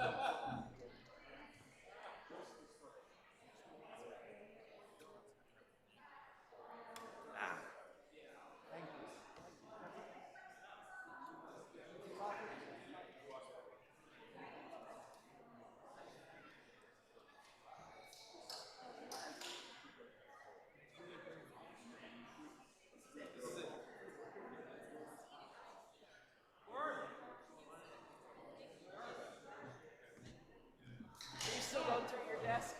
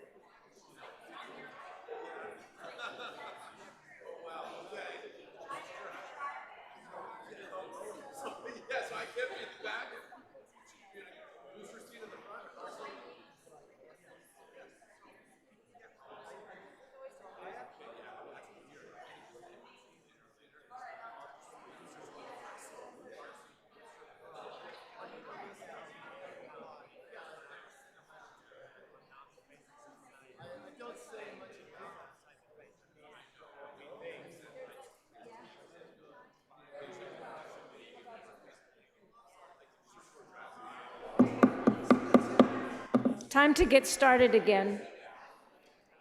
Please take your seat.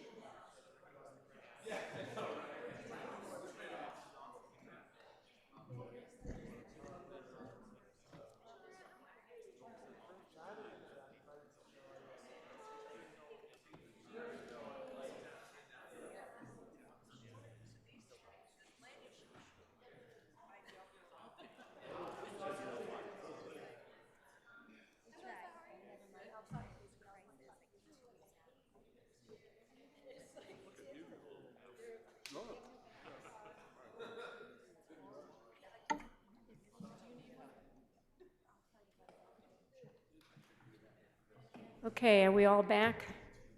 Not 100% back, but we're getting there. The next item, we're going to do these land use items next, and then we'll do trees after that. We all back? Vice President Lipoff, would you like to give the report on these two items? Yes, Madam President. The two you're talking about are 339-23 parens A and B. Exactly. And this is Turtle Lane LLC request to amend the site plans associated with special permits 480-14 parens 4 and 327-21 and associated reliefs for parking at 283 Melrose Street. As you're all aware, this is Turtle Lane. It's been around for a very long time. And some of the approvals are coming to us now to keep moving this development down a path to hopefully someday completion. And the reason why these two are in front of us tonight are as follows. At our land use meeting on November 21st, the special permit 339-23, which sought to amend prior special permits for the Turtle Lane project, was divided up into two matters, A and B. This was done by the committee because some of the required relief was ready to be approved, while other relief still needed more follow-up and consideration. At the 11/21 meeting, the Land Use Committee approved 339-23A, subject to second call. An order for 339-23A was included in the 12/1 Friday packet, and consideration of this item was postponed at the 12/4 City Council meeting to be taken back up tonight. Then at the Land Use Committee meeting on December 12th, the committee considered further 339-23B. While the petitioner withdrew the special permit relief for B, they still made changes to the site plan, which must be approved by the City Council and referenced in an order. At the 12/12 meeting, the committee approved 339-23B, which substitutes a new site plan for the project. Approval was also subject to second call to address the combination of these orders. At the request of planning and the law staff, they would like to have one combined council order for 339A and B. In other words, while there are now two separate docket items, both pending on second call now, their relief has been combined into one order, which was included in Friday's packet. And the Land Use Committee did discuss doing just this, and everybody thought it was the best way to resolve this. To accomplish this, I would like to make a motion to combine the docket items so that a single vote can be taken on both items, and I do so now. Okay, so Vice President Lipoff has moved combining the two items. Is there a second? Councilor Kelly has seconded. Are there comments? Councilor Gentile. I did not put the item on second call, but I think it's probably important for the council to hear from someone, a councilor from Ward 4 on this. To say that the project has been around for quite some time is an understatement. As far as what's in front of us tonight, it does make sense to combine the two items. In case anyone's wondering, at least that's my opinion. And the relief that is being sought, not major in any way, was really the narrowing of a driveway that was originally sought. It doesn't have to be, excuse me, the original relief sought was to have an oversized driveway, but the fire department helped with that in saying that it could be reduced down to the maximum 25 feet, the moving of a parking space, access into the underground parking, things like that. So there isn't any major relief that's being granted. And all of it is primarily has to do with the playhouse, not with the residential building. So in a leap of faith, I think that's the best way to describe it. I support the combining of the two items, and I'm also gonna support the board order as proposed, combined. Again, this is to get work going on the Turtle Lane Playhouse building. There is still a lot that needs to be done. So the other part of the project, which is the residential units, can start to move forward. And when I say that my vote tonight is a leap of faith, what I mean is that I'm hoping that by supporting this permit, special permit, that the developer will continue to work on the requests that have been made very clearly from our Commissioner of Inspectional Services to ensure the safety of the residential building so that the work on that building can commence so that we can get this project completed, which is in the best interest of everyone. So I'll leave it at that. Thank you very much. Is there anyone else? Councilor Markowitz. Thank you, Madam President. I'll be quick. I totally support what Councilor Gentile just said. You know, this project was approved before I was elected to council, before I ever thought about running for the council. Here I am leaving, and we still have buildings that have empty spaces in them. To say it is, of the probably 500 petitions that I saw in 6 years in land use, this is hands down the outlier. And I just want to emphasize what Councilor Gentile said. This is a leap of faith. And I'm speaking to this because I did hear from a lot of residents after I voted for this, for the original part of this in committee. This really is not doing anything other than cleaning up a continuing succession of just misses and messes and activities that are not acted on. So hopefully, with these relatively trivial things, I mean, we're approving an accessible ramp, which was needed, wasn't needed. Who knows? It's there. It's got, we don't want them to take it away now. A 35-foot driveway that we didn't need, that's now a 25-foot driveway. A two-way driveway that's 20, it's not wide, it's supposed to be 11, all of you who served on this know it's 11 feet and 11 feet. It's a little shy of that. It's never gonna change. So this is just sort of cleaning it up, but you will see this again. And, if you take it anything with you, it's like say a prayer that someday this thing gets built and the housing and the theater, God help us, actually winds up taking place there. So this is actually not a big deal, but it's just something we have to do to just hopefully give them yet another reason to do something to complete this project. Thanks. Okay, so if there's nobody else has comments on this, we can vote on the combining of the two items with a voice vote. All those in favor say aye. Aye. Aye. Opposed, no? Okay. Are there any other comments on this item to discuss? Okay, I guess we can vote on this item then. Counselor Baker. Aye. Counselor Bowman. Aye. Counselor Crosley. Aye. Counselor Danberg. Aye. Counselor Downs. Counselor Gentile. Counselor Greenberg. Aye. Sorry. Counselor Grossman. Aye. Counselor Humphrey. Aye. Counselor Kalis. Aye. Counselor Kelly. Aye. Counselor Krinsman. Aye. Counselor Laredo. Aye. Counselor Leary. Aye. Counselor Lipoff. Aye. Counselor Lucas. Aye. Counselor Maliki. Aye. Counselor Markowitz. Aye. Counselor Noel. Aye. Counselor Norton. Aye. Counselor Oliver. Aye. Counselor Wright. Sorry. Aye. Thank you. Counselor Ryan. President Albright. Aye. Motion carries 22 yeas, 0 nays, 2 absent. Okay. Thank you very much. So now I think we'll skip to the end because we have some folks here for the trees, and we will discuss 411-22. Councilor Krinsman, do you want to go first?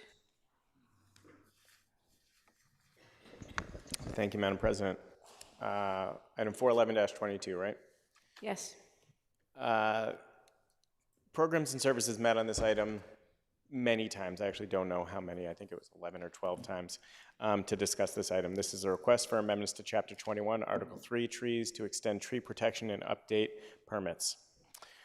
There were a number of changes that we made in committee to the existing tree ordinance, including updates to the findings, intents, and purpose, updates to the definitions, including breaking out different categories of trees. We evolved the item from looking at lots, whether a lot is exempt or subject to the ordinance, and instead focus on whether trees are exempt or subject to the ordinance, and subject to the ordinance meaning subject to replacement requirements if a tree is to be removed.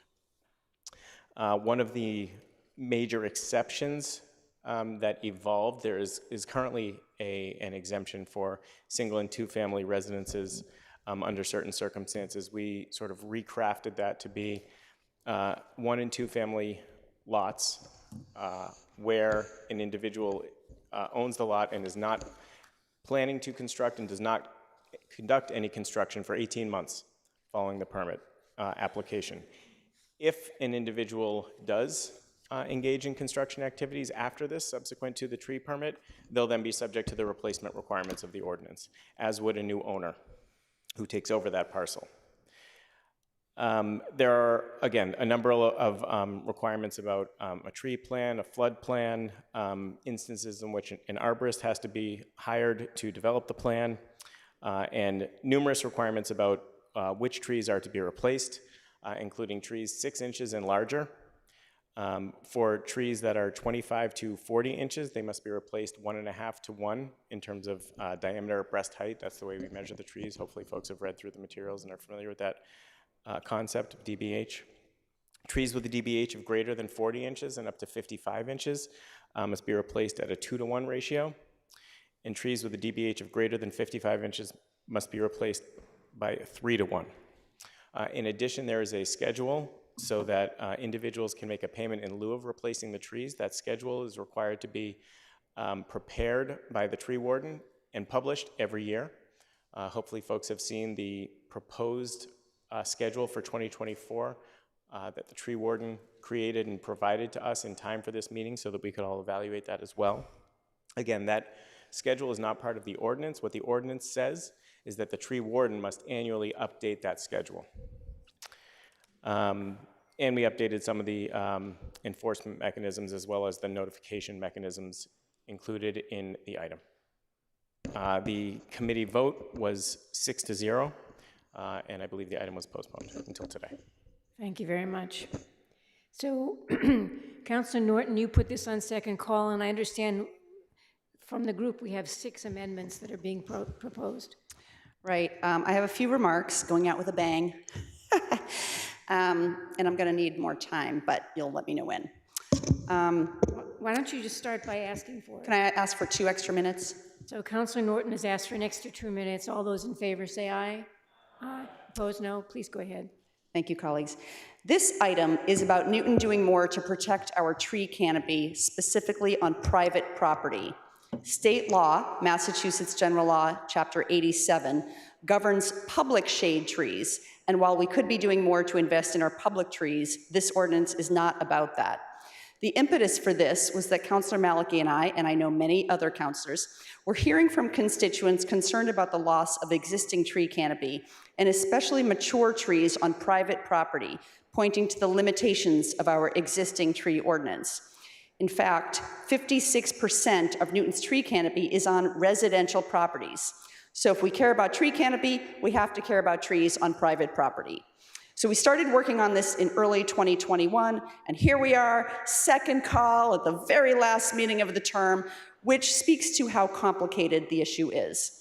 I am very appreciative of the time and effort that the Programs and Services Committee put into this item under Chair Krinsman, Clerk Jacqueline Norton, as well as the many hours of work from our Director of Urban Forestry and Tree Warden, Mark Welch, and Jennifer Wilson from the Law Department.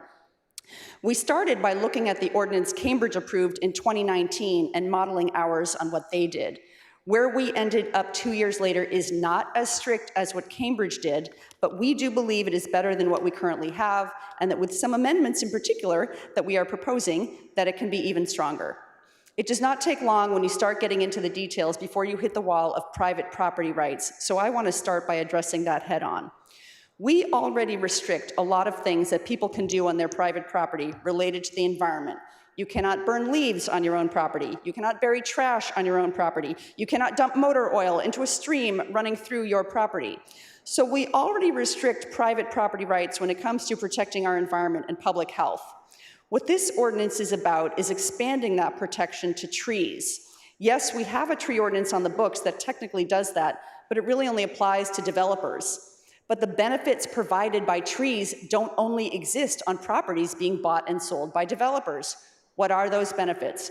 Trees clean the air.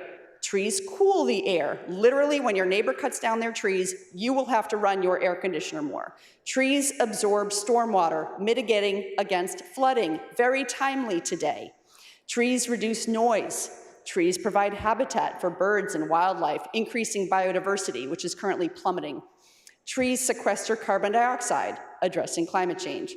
Trees even provide mental health benefits, and the bigger the tree, the more benefits they provide. In an April 2022 webinar, Newton Tree Warden Mark Welch stated, "Our average mature tree, which is 30 years or more old, provides exponentially more benefits than our young trees. As a tree grows, its benefits increase dramatically. Our existing mature trees are critical to the environment." These points are all scientifically proven and not controversial. If you accept the science, then, logically speaking, it makes sense to do more to protect trees on private property.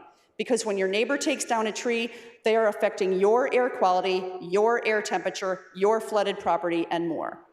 Okay, what does the draft ordinance do? It requires everyone to apply for a permit before removing a tree greater than 6 inches in diameter. You've got some visuals on your desk of how big a 6-inch tree is. Thank you to our former colleague, Barbara Broussard-Glazer, who is modeling the size of the tree, so you don't want to miss that. People will either apply for a tree removal permit or an exemption permit. If the tree is dead or diseased, it can be removed with no fee. It is also exempt if it is smaller than 40 inches and on a 1 to 2 family lot, unless construction is planned within 24 months. Again, on your desk is a photo of a 42-inch tree, because we couldn't find a 40-inch one, but anything smaller than that, you can remove with no extra charge if you're in a 1 or 2 family home with no planned construction. So many, many trees, many, many large trees even, will still not be protected. That is not what Councilor Maliki and I had proposed early on, but the committee, there's compromises that were made.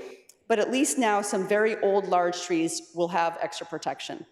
Why make people get a permit to remove an exempt tree? A couple reasons. One, it acts as a reminder that trees are a form of green infrastructure that provide important benefits. Having to apply for a permit makes people at least think about whether they really need to remove it. Two, it helps the city know more about our tree canopy on private property, because at this time, we are not collecting any data about trees on private property. For a tree larger than 40 inches DBH, that's diameter at breast height, everyone, even those in 1 to 2 family homes, will have to apply for a tree removal permit and replace the caliper inches or make a payment to the tree replacement fund. And we have a chart from Mark Welch and then another chart from us showing the current rates of tree replacement cost versus what's being proposed. Councilor Norton, you need to ask for more time. 2 more minutes. I'm almost, 30 seconds. Look, I just have this. Okay, Councilor Norton needs another 30 seconds. All those in favor say aye. Go ahead. If you're in a 1 to 2 family lot and you do construction within 24 months of trees being cut, you'll have to get a tree removal permit retroactively. Another new element in this ordinance is that anyone applying for a tree permit will have to notify the abutters of their application. If you're applying for a tree permit as opposed to an exemption permit, meaning you're really going to tree that's under this, not exempt anyway, you need to have a plan from a certified arborist showing how neighbors' trees will be protected. The reason for, well, I'll get into that.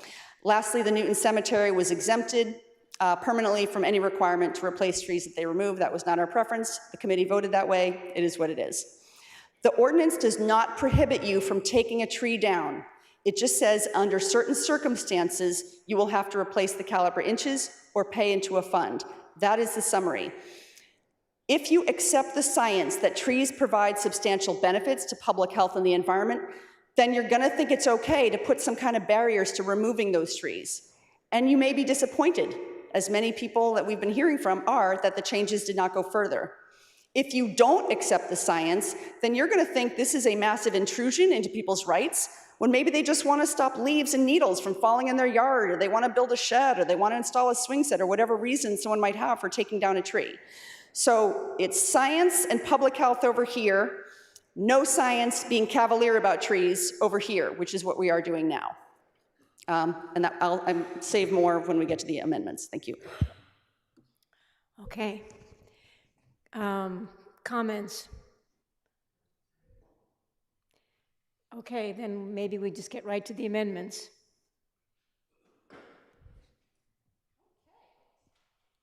Okay, so folks have the memo that we sent out. I'm not going to read it out loud. I'm just going to summarize very quickly.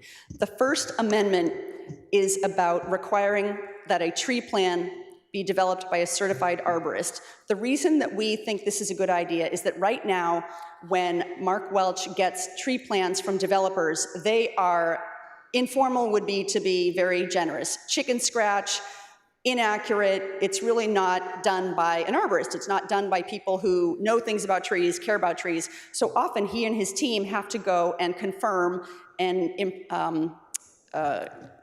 make the information more accurate by visiting the property. If these plans are submitted by a certified arborist, and remember, a lot of tree removal companies have certified arborists on staff, then that will save him and his department, or the tree warden and their department, time and energy. It will also increase the accuracy. And again, it's a really big deal that we don't have data on our private trees. So that is why we proposed that change to the definitions section, because right now a tree protection plan doesn't require a certified arborist. So that's the first one. The second one is about... Councilor Norton, should we do them one at a time? Oh, yeah, sorry, yeah. Councilor Rado. Thank you, Madam President. Thank you, Councilor Norton and Maliki, for really your superb work on this. And also, I really applaud the effort that the Programs and Services Committee did. Thank you, Chair Krinsman, for bringing together something. It sounds like the work you did here was a classic example of competing interests and building consensus, and that's reflected in a 6-0 vote. My question, Madam President, through you to Councilor Norton is, what is the cost of a certified arborist, and what is the availability of certified arborists to do this fairly quickly? And if she could respond through you, I'd appreciate it. I don't have that information. I'm going to see if, Councilor Maliki, if you have any, you're the tree expert. Yeah, all I can say is it's something, anytime I'm having tree work done, I typically get 3 quotes, although pretty much I'm sticking with one company now. But it's going to depend, I think, on the individual arborist, the company, and if they expect to get more work out of the potential customer. So I'll comment then.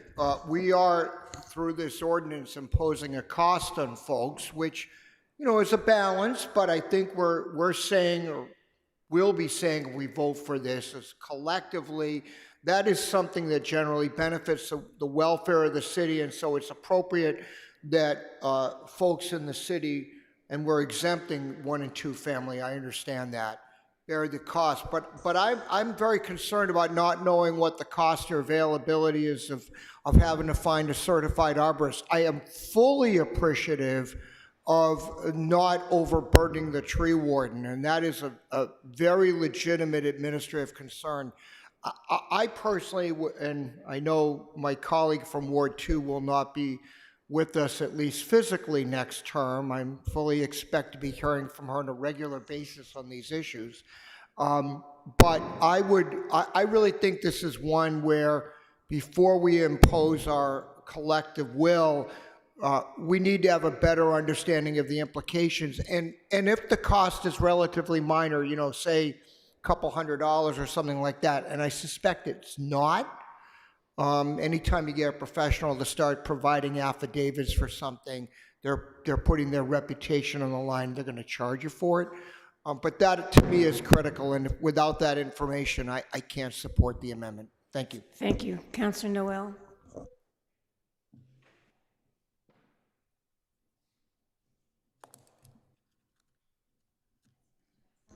Here we go. So I sit on programs and services. I've been deliberating on this for 11, 12 meetings. I have to tell you, like, you know, the last meeting of the last night of the last term, we've got 6 amendments on this. This is an incredibly complicated ordinance that has far-reaching implications, and this is committee work. This is, you know, to Councilor Laredo's point, there's just a lot of implications of this that are far beyond trees. They impact development, they impact housing, and I think it should go back to committee, and I know what that means is we're going to see it next term. But these are significant amendments that I think at 9:15 at night we shouldn't be debating. This is committee work. Thank you. Councilor Bowman. Thank you very much. I, of course, agree with Councilor Noel, and I will just say I had a quick opportunity to look up City of Cambridge's requirements. So even the City of Cambridge does not require a certified letter from the certified arborist. It does make a opportunity for the city arborist to request it, to complete it, but you can complete. They give very detailed requirements for completing the application, but it does not require it. So I would think, right now, and I guess committee work and requiring going beyond, I would suggest we vote on what the committee spent 2 years working on, and the next council can make it stronger if they want to make it stronger after doing some research, after hearing from the tree warden to see if that actually makes things better or harder, and to have an understanding of what sort of impact.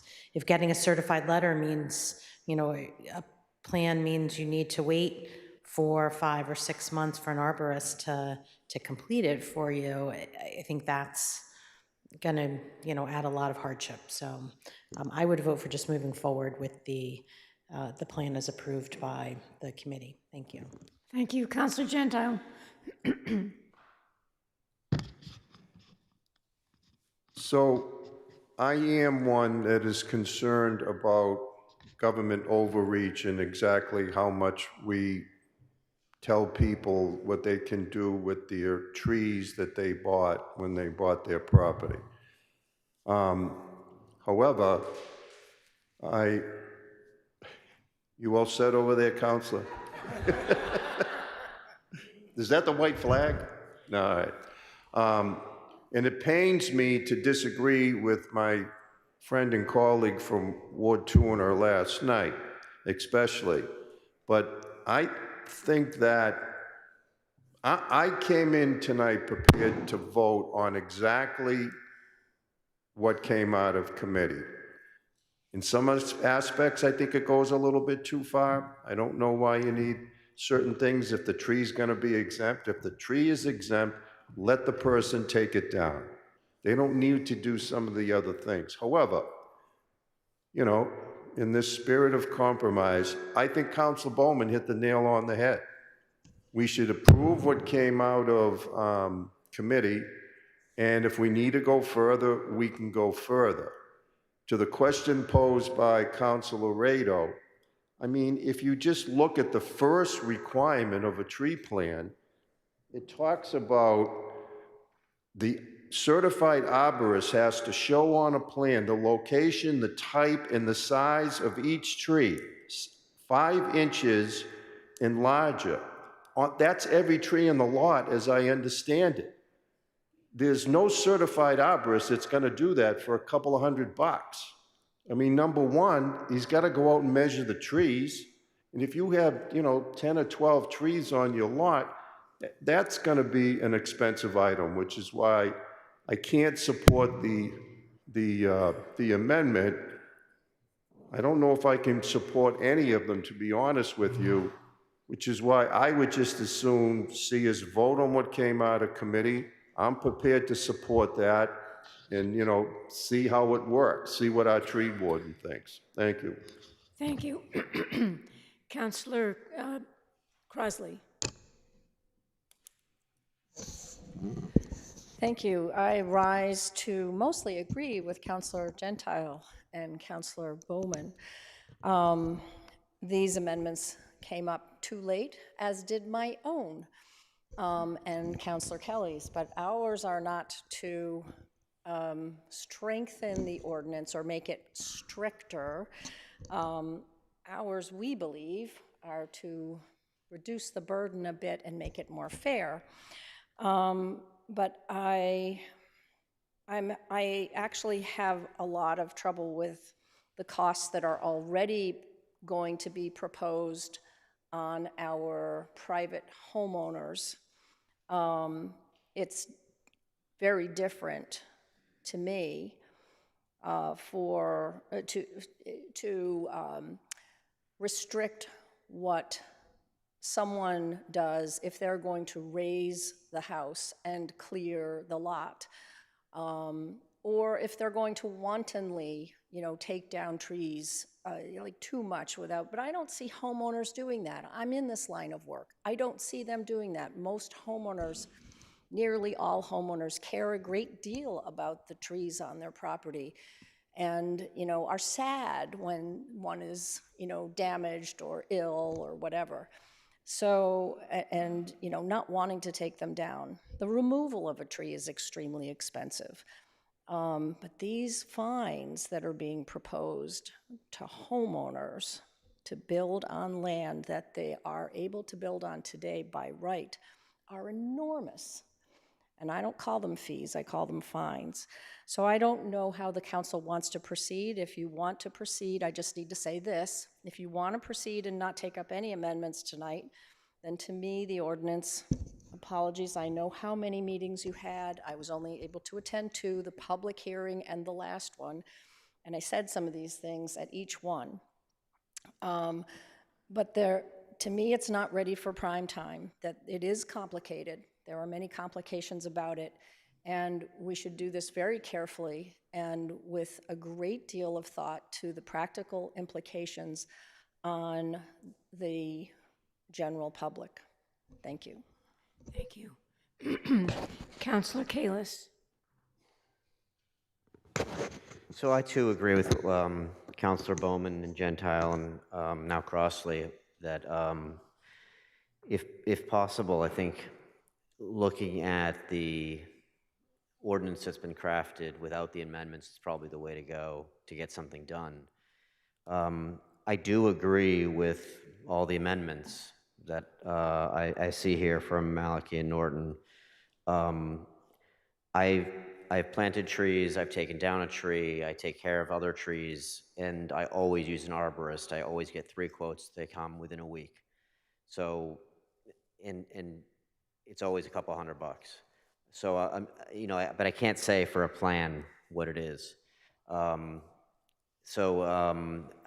think that I would hope that we'd retake it up with some of these amendments next term. But I think for now, being realistic, what we should be doing is approving what's gone through the committee without the amendments. Thank you. Thank you. Councillor Malachi. Thank you. I too would like to take the opportunity to thank the committee, which it was a long slog, and I sat on many of their meetings, and a lot of time and energy went into this. Just a comment on one of the reasons we wanted a certified arborist was to, as has been said, help Mark. I mean, I have, during the course of hearing from people about what's happening with the tree cutting in their neighborhood, you know, I see examples where what Mark gets is not accurate. And when that's brought to his attention and he asks for a updated version, it's different than what was originally submitted. So we thought it would be beneficial to have a third party preparing a plan. In some of the big projects, we do see very detailed plans, and those are accurate. It's the kind of the handwritten ones on the tear down lots where you can't always count on what we're getting. But I agree with the people who said we should just vote on what came out of committee. I think it's very important to get that passed, because another thing I've seen over the course of the past year and even before is the damage that is being done to neighbors of lots where construction is going on, where entire lots are excavated and it's damaging the trees of the neighbors next door, and that really has to stop, and this is our chance to do that. So is this appropriate to make a motion to vote on what came out of committee at this point, or? Well, there's a motion on the floor. Or did somebody already make it? I'm sorry if I... But point of order, can we make a motion to withdraw our amendments? Yes. You don't need to make a motion to you don't need a withdraw. You can motion. just withdraw it as Yeah. long as their seconder agrees, and then it's not before us. Did you? That's what I want to do. Yeah. So you are withdrawing this one and the other two as well? Yes. Okay. Councilors Crossley and Kelly. Thank you, Madam President. I don't want to extend this evening, but I feel uncomfortable voting on the original proposal, although I'm happy they've withdrawn their amendments for now. My amendments are about exempting invasive trees so that there wouldn't be a fine or a fee for removing an invasive tree, nor could you replace a removed tree with an invasive species. And I really would like that to be part of it if we're going to vote on that tonight. But maybe it makes sense to do all amendments at a later date. So I follow your lead. I just want to mention that what I want to talk about or have you all think about is the penalty for removing invasives and to not replace invasives with invasives. That's in my amendments. Councilor Radin, do you have a comment? I do. I think I heard earlier about the idea that the amendments are tricky and they're probably more appropriate to committee work. And respectfully, I would urge us to pass something that took a tremendous amount of time and effort. There's always opportunity to refine something. And I would hope all of us who are going to be here next term and our new colleagues would be open to considering any refinements of anything we pass in that spirit. So that'd be my suggestion. Councilor Crossley? So Councilor Kelly and I put these amendments together, and I need to say to the council that for me, I find there's a lot of good work in the tree ordinance, a lot of things that I support, but I cannot support, Wellesley has done this in their ordinance, and I can't support an ordinance that doesn't exempt invasive species, nor can I support an ordinance that tries to balance what the city wants to do with restoring its tree canopy, on the backs of our residents. These fines add an enormous amount to things that people want to do on their homes. I will be happy if the council so chooses to withdraw the amendments and let you take them up next term. Hopefully you will. But I have to say, I need to say, in my work, I work with homeowners who have simple projects and they're trying just to make their house work for them and their families. In most cases today, in the last 10 years, increasingly working with people who want to age in place. They can be my age or 10 years younger, but they're planning ahead, and they're just trying to make the house accessible, or they're making it accessible for a family member who needs it. And they're on smaller lots, generally, the ones who don't have much opportunity to place their addition. Or it could just be an accessible entryway with a first floor bathroom and a ramp. And these kinds of fees, in the event that trees are in the way, which on those small lots often they are, and no matter what the species, thousands, tens of thousands of dollars are added to their ticket. Sorry, I can't support that, so I will be a no vote if we take up the ordinance as drafted without that consideration. Okay, thank you. Councillor Humphrey. Thank you, Madam President. So I'm encouraging us to proceed tonight with the version that came out of committee without further amendments. I'm certainly someone that put an enormous amount of time into this on committee this term, just like this committee, which was the same group of people in the prior term, worked on fine-tuning the leaf blower ordinance. That took a lot of work as well. We knew that the version that we had originally passed was getting us in the right direction, but had some pretty serious flaws. Now it's working much better. So I'm certainly cognizant that I didn't get everything I wanted one way or another on this in committee. That's okay. And that there's certain aspects from a technical standpoint or from an implementation standpoint that still need work in the next term. I'm more than happy to docket another item and take up some of that work, especially as we get more information in once we see the effects of this. But the version that we have that came out of committee, that was a compromise version that the committee was willing to support, that I hope most councilors are willing to support, and that the administration is willing to support, both in the sense that it goes as far as they wanted on some points and goes farther than they initially wanted on other points, but not so far that they're going to veto it. There's a lot of important stuff in this ordinance as proposed out of committee that is not just the big ticket headline items. I would hate to see us lose that important progress because we can't agree to get this forward as a starting point. Something like the invasives issue, we've certainly heard about it. The committee certainly thought about it. However, there is extensive debate in the scientific community, in the arboreal community, as to what exactly is an invasive tree. And it may be easy for particular species. Some species it's not going to be so easy. We're going to need to take a look at that more closely if we are to put something like that in, and we can't decide it at the final meeting of the term. And we had a discussion in committee and consciously decided that we were going to table that to take up later. Additionally, our current tree warden does not want a provision like that in the ordinance. I would imagine, based on my understanding of the situation, that if we were to put that in tonight, the entire thing would probably get vetoed. So I would like us to move forward with the version that we have out of committee, recognizing that it has its flaws, that it has areas that still need work. We can continue doing that work. We can continue making this better. But this is an important step forward and an important starting point. The schedule of fees is significantly better than what we have currently because we, even though that's not part of the ordinance, we advocated for improving and refining that. And I don't just mean the money amounts are better. I'm saying it's a more fair system than what we have at the moment. And so I think that we should move forward with what we have, and we can come back and keep working on this in the next term.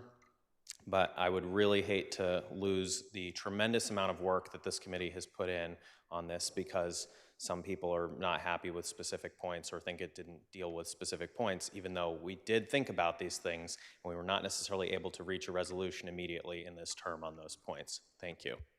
Thank you. Councilor Krinsman. Thank you, Madam President.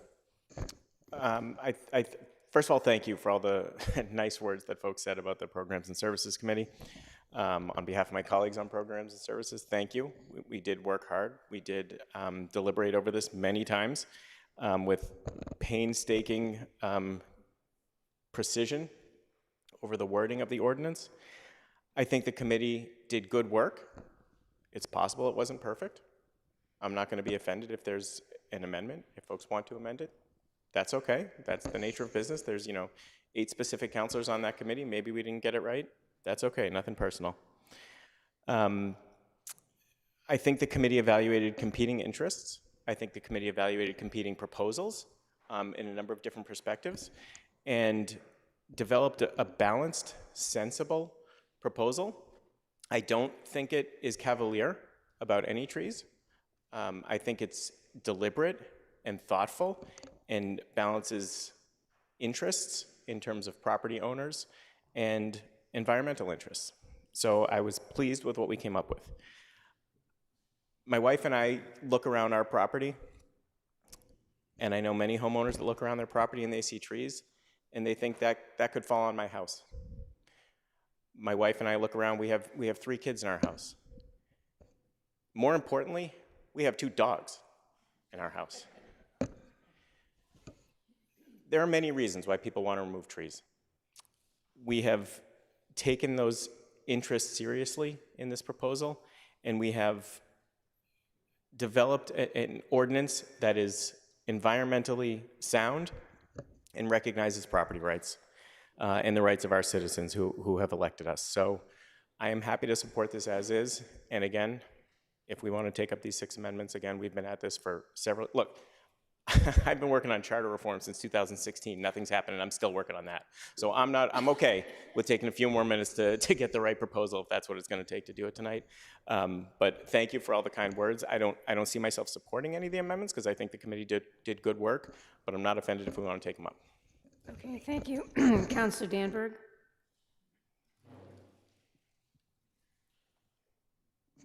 Thank you, Madam President.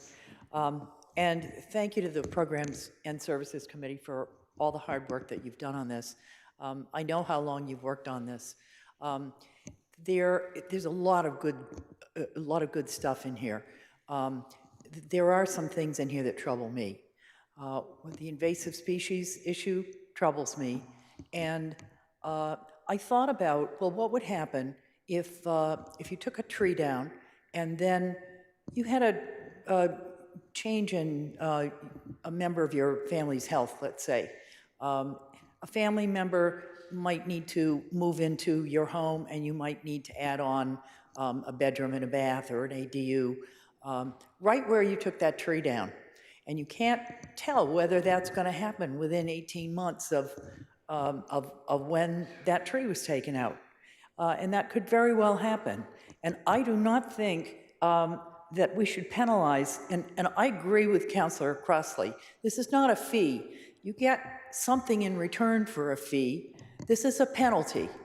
I don't think you should pay a penalty for something like that happening. So I would need at least to exempt an extraordinary circumstance like that, where you have a change in status, let's say in your family, and need to do something that you didn't anticipate as far as construction is concerned. So I'm going to think for another few minutes as to whether I'm going to come down yes or no on this. I see the good in it, and I hear the importance of maybe not having something perfect. I've come up with ordinances myself that aren't perfect, that I wasn't happy with, and I've wanted my colleagues to support the ordinance. So those are my thoughts, and I'll make a decision soon. Thank you very much. Councilor Leary.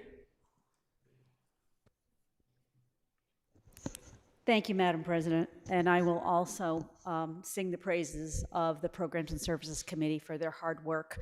The only thing that really comes close is the work that the Programs and Services did on the leaf blower ordinance, which I was able to participate in. So when Councilor Humphrey raised that, it made me think about, a lot of the work that got done later after we passed the leaf blower ordinance was actually much more effective in terms of, it improved the ordinance a lot, especially requiring registration of the leaf blower, the landscapers and such, which at that time, the council did not see fit to include that.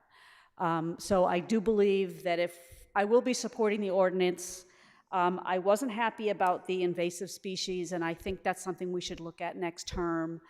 I do think it's cleaner to support the ordinance as it is this evening with the ability to improve it. I'm sure we will be hearing from some of some of the Newton residents when this starts to impact them, and they'll let us know how they feel about it, and there might be some changes in that way as well.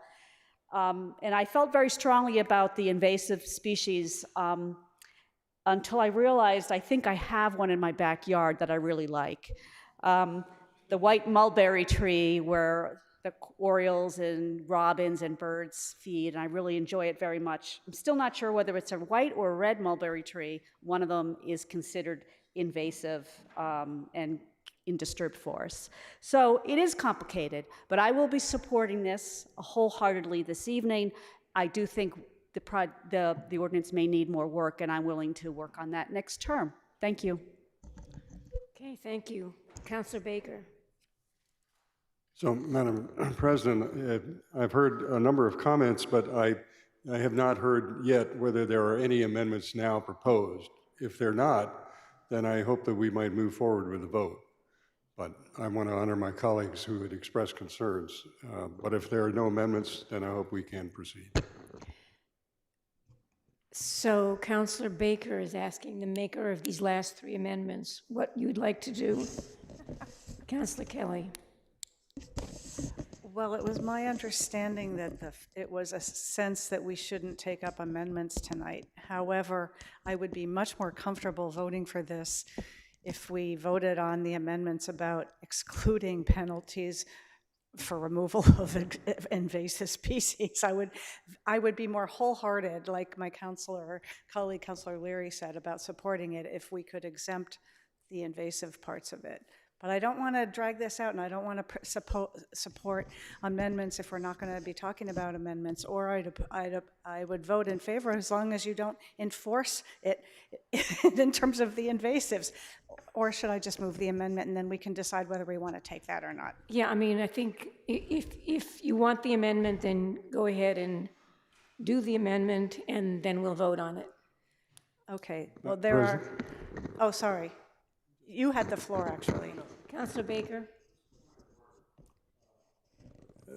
I think there are merit in the conversation around invasives. My only concern is if this brought forward and it doesn't pass, then there is a precedent set in the council where there might be an opportunity to consider it more reflectively in the committee discussion in the future. So I would just urge my colleague to consider whether this is a matter to be brought forward tonight or deferred until another time.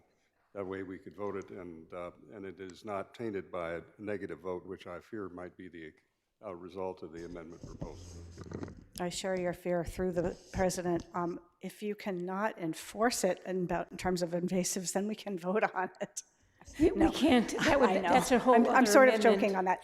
I think that I will not put forward the amendments tonight. Okay. I mean, we're going to talk, and I'm going to bring up the new docket tracking system. So tomorrow you could docket that amendment as a new docket item. I had Councilor Grossman next. Thank you, Madam President. So I'm not on programs and services, and I really appreciate the work and effort. I know how many meetings and how many hours went into this. I'm wondering through the president if those on the committee could make me feel better about this chart. These numbers are really large, and I don't feel great about it. So I'd like a little bit of comfort, perhaps, because I respect all of you who are on here and did this work so greatly about what these numbers really mean for people, because it seems like too much to me. And I also have a specific question, which through the president to anybody who wants to answer this, just looking at the penalty section, the removal without a permit, subject to a fine in the amount of $300. Each day the violation continues, which is forever, constitutes a separate offense of like $300 every day forever.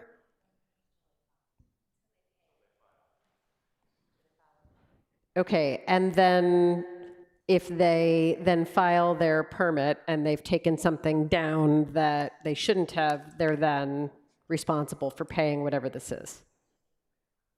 The answer is apparently yes, so for the public at home. I understand this is a really important topic. I really do.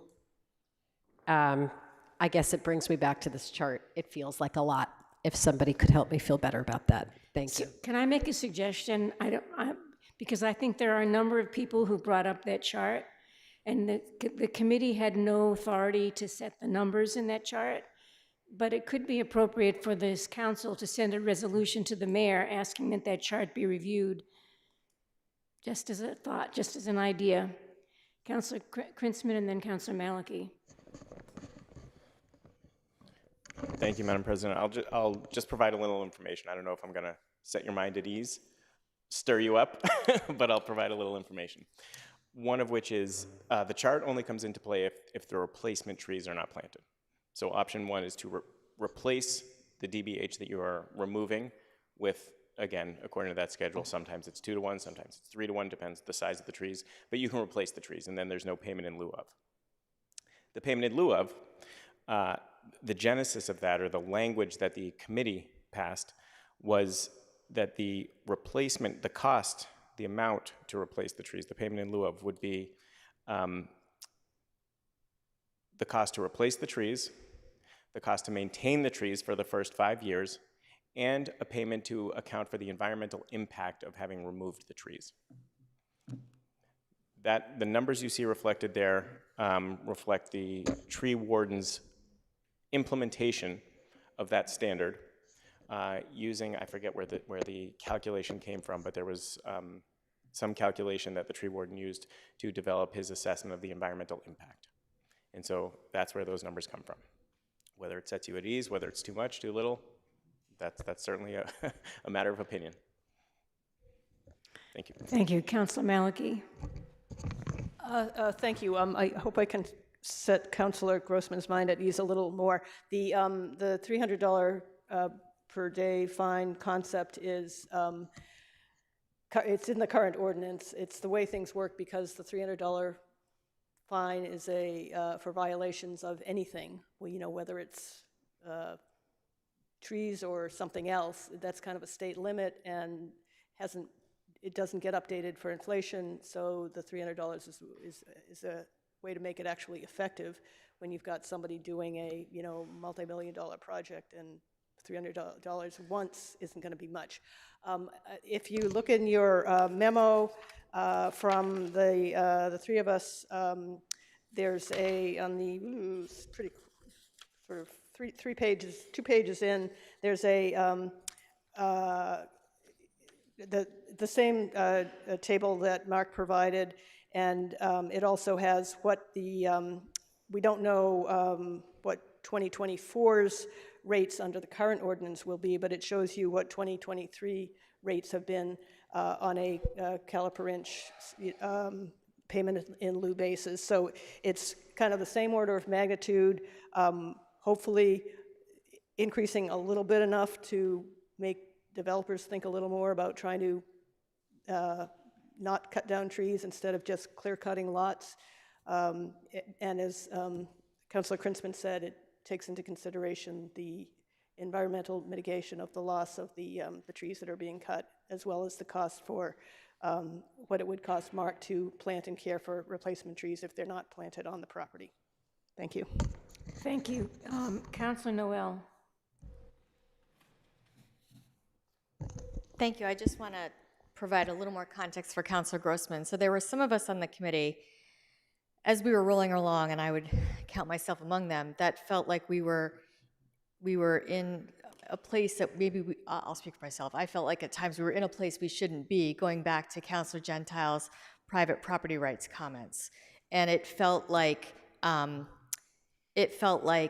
conversation had gone so far in one direction that we were losing sight of, I felt, individual rights. And what also, there were a couple things that gave me pause about this. One was that there were exceptions for homeowners versus developers, which felt to me like it was in some ways maybe just an anti-development mechanism. Because if we care about trees, why does it matter who's going to cut them down? Shouldn't we care about all the trees? And then I was also very uncomfortable with the abutter notification.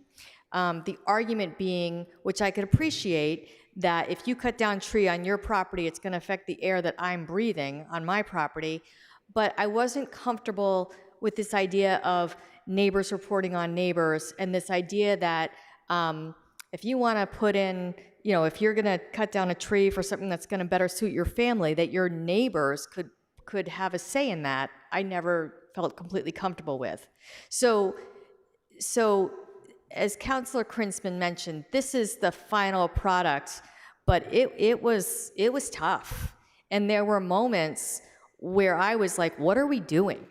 And so I still question how I'm going to vote on this, because it seemed like by the time it came out, it had almost become normalized in the conversation, although I was still uncomfortable with how far we had taken it. Thank you. Councilor Laredo? So I'm going to support this item, and I want to try to allay my colleague from Ward 7's, I think, concerns a little bit. And I'm going to do that because I'm going to start by making sure I understand something, and through the president asking Councilors Norton or Maliki to clarify or correct me if I'm wrong. My understanding is that if you're a homeowner, single-family lot, two-family lot, and you're not doing any development for 18 months, you're exempt. 24 months. Pardon? 24, forgive me. That's why I need the clarification. 24 months, you're exempt. There is no requirement. You don't have to pay anything. And that makes a lot of sense to me. It seems to me, I agree with what Councilor Noel said. I would personally be uncomfortable with the idea that you can just never, remove a particular tree for whatever reasons. Maybe you want to provide a bigger yard for your kids to play in. I mean, there's a lot of reasons people do that. But I think what we're trying to get at, and I think this ordinance accomplishes it, is we don't want a developer coming in, stripping out all the trees in a yard and building a brand new house, which is what has been happening in our city. And we hear about that time and again from our constituents. So I share those concerns. I think they're allayed through this ordinance. And again, if we pass this evening and we then start to find that there's issues, tweaks that need to be made, and I've heard multiple already, I think President Albright said we can docket something tomorrow to be on the docket next term to revise accordingly. But I think this is really a reflection of a lot of very thoughtful work, and it's not perfect in my mind either, but I think we are making a very strong statement about our tree canopy in this city. We're making a very strong statement about how we address climate change at a local level, and I think this is good work. And so I'm comfortable supporting it, and I'll be equally as comfortable listening to my colleagues next term if they think we need to make modifications or changes to the ordinance, listening to those very carefully and listening to what the committee comes up with at that point. Thank you. Thank you. Councilor Krinsman, did you want to correct something? Yes, please. Thank you, Madam President. Through you to my esteemed colleague from Ward 7. You summarized it pretty accurately. I think today the ordinance speaks to 18 months with no construction plan, so I apologize if I misspoke earlier and led you astray. The committee would update that to be single and two family with no construction plan for 24 months. The exception to that exception is trees that are 40 inches DBH or greater, and those are not exempt regardless of where they are. Again, the requirement is on the tree, not the lot, so those are subject to the ordinance regardless. Okay, thank you. Next, we have Councilor Danberg. Okay, then Councilor Crosley. Thank you. Well, I don't get to speak to it next term, so I'm going to speak a little bit more on this. Councilor Grossman, I just wanted to end for everybody.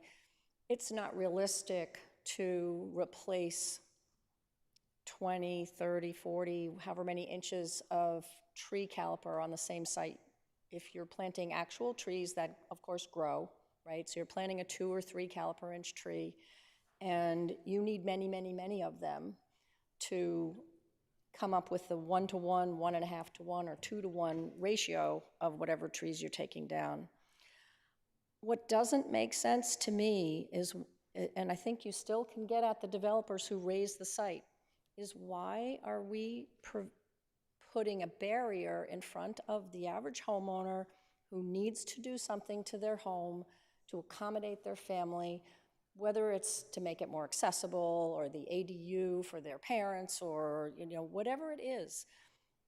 If they're building within the by right footprint of the house as it's allowed today to accommodate their family, why are we charging them these fines? And the fines are big in part because, oh yeah, we're charging them for the cost of the replacement tree, the maintenance of the tree, and the environmental damage, which is, I think, a very tough thing to calculate. Other communities have come up with higher fees. Other communities have come up with much lower fees.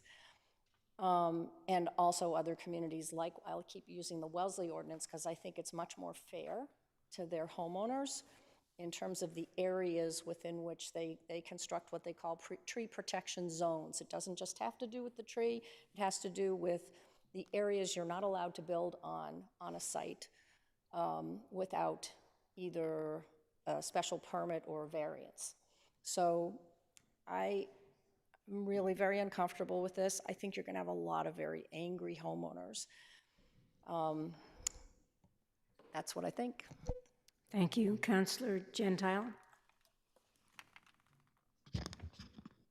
So I hesitate to ask this, but I also thought we had a compromise and we were going to vote 30 minutes ago, so here goes. I have one question on the definitions. Under exempt tree, it reads, a protected tree that a permit applicant seeks to remove that does not meet the landmark or legacy tree designation that is located on a single or two-family residential occupied lot. Was that, I believe the current ordinance talks about a residential owner-occupied lot, or is that not the intent? Councillor Krinsman, do you want to answer that? Someone on the committee can correct me. I believe that is the intent. And the guidance we got both from the department and the administration about the way it operates was that this language would accomplish that. For essentially owner-occupied single and two-family lots. Go ahead. If that's the intent, which again, I think the way the current ordinance reads, then owner-occupied should be in there. Otherwise, you're saying that an investment property, which is, a 1 or a 2 family, fits into this definition. And maybe that's the case. But if it's only the way it currently reads, which I believe, again, the ordinance today specifically talks about it's owner-occupied, then I don't know why you would have been given that advice. Does anybody remember Councillor Humphrey? Yes, thank you, Madam President. Through you to Councillor Gentile, that was a deliberate change in policy. It's not just owner-occupied, it's also occupied. Okay, you all said Councillor Gentile. Okay. If there's nobody else, your amendments were withdrawn to be refiled later, if that's what you choose. I think we can vote. Call the roll. Councillor Baker. Aye. Councillor Bowman. Aye. Councillor Crosley. Sorry, no. Councillor Danberg. Aye. Councillor Downs. Counselor Gentile. Aye. Counselor Greenberg. Aye. Counselor Grossman. No. Counselor Humphrey. Aye. Counselor Kalis. Aye. Counselor Kelly. No. Counselor Krinsman. Aye. Counselor Laredo. Aye. Counselor Leary. Aye. Counselor Lipoff. Counselor Lucas. Aye. Counselor Maliki. Aye. Counselor Markowitz. Aye. Counselor Noel. No. Counselor Norton. Aye. Counselor Oliver. Aye. Counselor Ryan. Counselor Wright. Aye. President Albright. Aye. Motion carries 17 yeas, 4 nays, 3 absent. Okay, very good. We have one more item. Counselor Krinsman, this is yours as well, 15523, parens 2.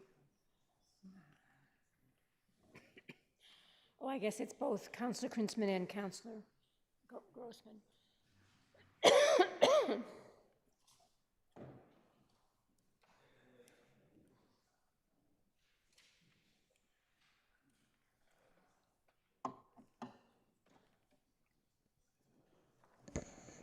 Thank you, Madam President. So the item is item 155-23, parens 2? Yep. Correct? This is the request by Her Honor the Mayor to appropriate $50,000 to a Parks, Recreation, and Culture account. This is $50,000 to create a marathon, a Heartbreak Hill banner on Commonwealth Avenue for purposes of the Boston Marathon. In committee, this was approved 5 to 2 to 1 on November 28th. Thank you. Counselor Grossman, do you want to report this one out? Yes, this was a joint meeting of Programs and Services and Finance voted in opposition of this 7-0. I think folks will probably speak to their reasons, but we had a very spirited discussion about the import and great love for our city and celebrating the wonderful moments that we have as a city, but a lot of concern about $50,000 for this purpose at a time when we have such great competing financial needs elsewhere in the city. So we have 2 reports that do not agree with each other. We need a motion to, someone has to move which report we're going to go with.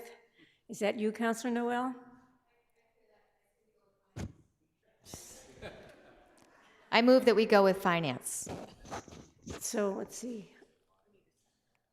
Do we have a second for that motion? We had a second. Who seconded it? Counselor Humphrey. To accept the finance report. Okay, is there any comment on this? Counselor Baker. So procedurally, that's correct. We have to have one item to vote on. I supported this item after initial misgivings because I went out and talked to the abutters and looked at the site. The alternative is to use bucket trucks on a specific assignment during the marathon to hang a banner. This would enable something to be done that might look a little better and be more durable over time. So I supported the committee recommendation in Programs and Services, but the Finance Committee is unanimous against it. So we should vote on whether to substitute the finance report and then see whether we go forward from there. Counselor Bowman. Thank you very much. I'm not on either of these committees, but when this was put on second call, I looked at it as a former PTO president. I remember the money from the marathon frequently being used to supplement funding for playgrounds that are frequently come before the PTOs. And earlier this year, I attended all the Commission on Disability meetings during my time on the council, and there was quite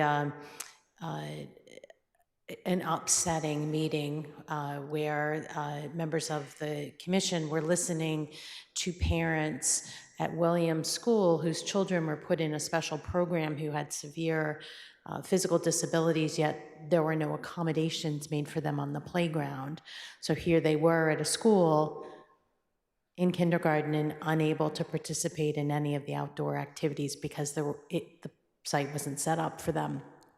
And, you know, I think we have schools across the city that are in need of, $50,000 doesn't feel like it goes very far on a playground, but it could put up many accessible swings. It could repair, repair patches of rubberized playground equipment, rubberized matting, which is really important. I think there are just a lot of other things that I would choose, if it were up to me, to spend that money on rather than a banner for one day a year. Thank you. Councilor Humphrey. Thank you, Madam President. I'll just briefly note initially, this is parens 2 that we're voting on tonight. We previously, people might not have noticed because it was on first call, did vote through parens 1, which was actually disability upgrade funding, as we had traditionally done.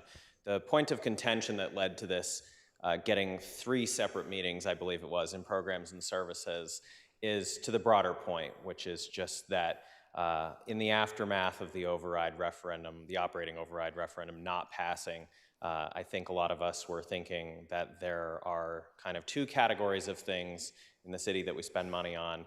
Some are nice to have, and some are absolutely critical, urgent things that we have to spend money on, even if it's just $50,000. And unfortunately, as much as I would like us to be proud of the city and everything, $50,000 for an Instagrammable banner is not a good use of money when we had an override fail this year. We've got to use it for something more important than this. I'm sorry. I'm not trying to, be critical here of the culture wing of that department, but this is just, that's a nice to have, and we don't have the luxury right now. Sorry. Thank you. Councilor Gentile. So Councilor Bowman and Councilor Humphrey described perfectly the discussion that we had in finance, which was unanimous, by the way, against that. I've never seen anything denied, 7-0 in finance. And it wasn't because we thought it was a terrible idea. It's just that we felt that there were better ways of spending $50,000. We specifically talked about how the money in a lot of the marathon money has gone to playgrounds. We talked about, the department talked about the great programs that Arts and Culture puts out there. So we said, well, then take the $50,000 and expand that programming so you can reach more, residents, young and old. And that was the nature of the discussion. I don't want anybody thinking that finance was ticked off that night and just thought it was a terrible idea and said no and voted it down. We just thought that there were better ways to spend the money. Bigger bang for the buck. Thank you. Councilor Noel. I just want to add one more thing on to my colleagues. I agree with Councilor Gentile, Bowman, and Humphrey, and I also wouldn't be a last meeting without taking the opportunity to say we cut understanding our differences for $64,000. So $50,000 could certainly be used for something, I think, much more meaningful than the banner. And again, I'm not trying to be negative about banners and Instagram banners, but I do, as y'all know, I got strong feelings about understanding our differences. So I just thought we'd bring that up one more time. Thank you very much. Councilor Markowitz. Thank you, Madam President. I'm going to agree with all predecessor councilors here. I think Councilor Humphrey probably was the most expansive on it. I ran the Boston Marathon in 1982, 327. It was an 80-some degree day. Beardsley and Salazar fought it to the finish. I love the Boston Marathon, but I do not see any reason why we would spend $50,000 on a banner for this. I agree. There are a ton of things we could do.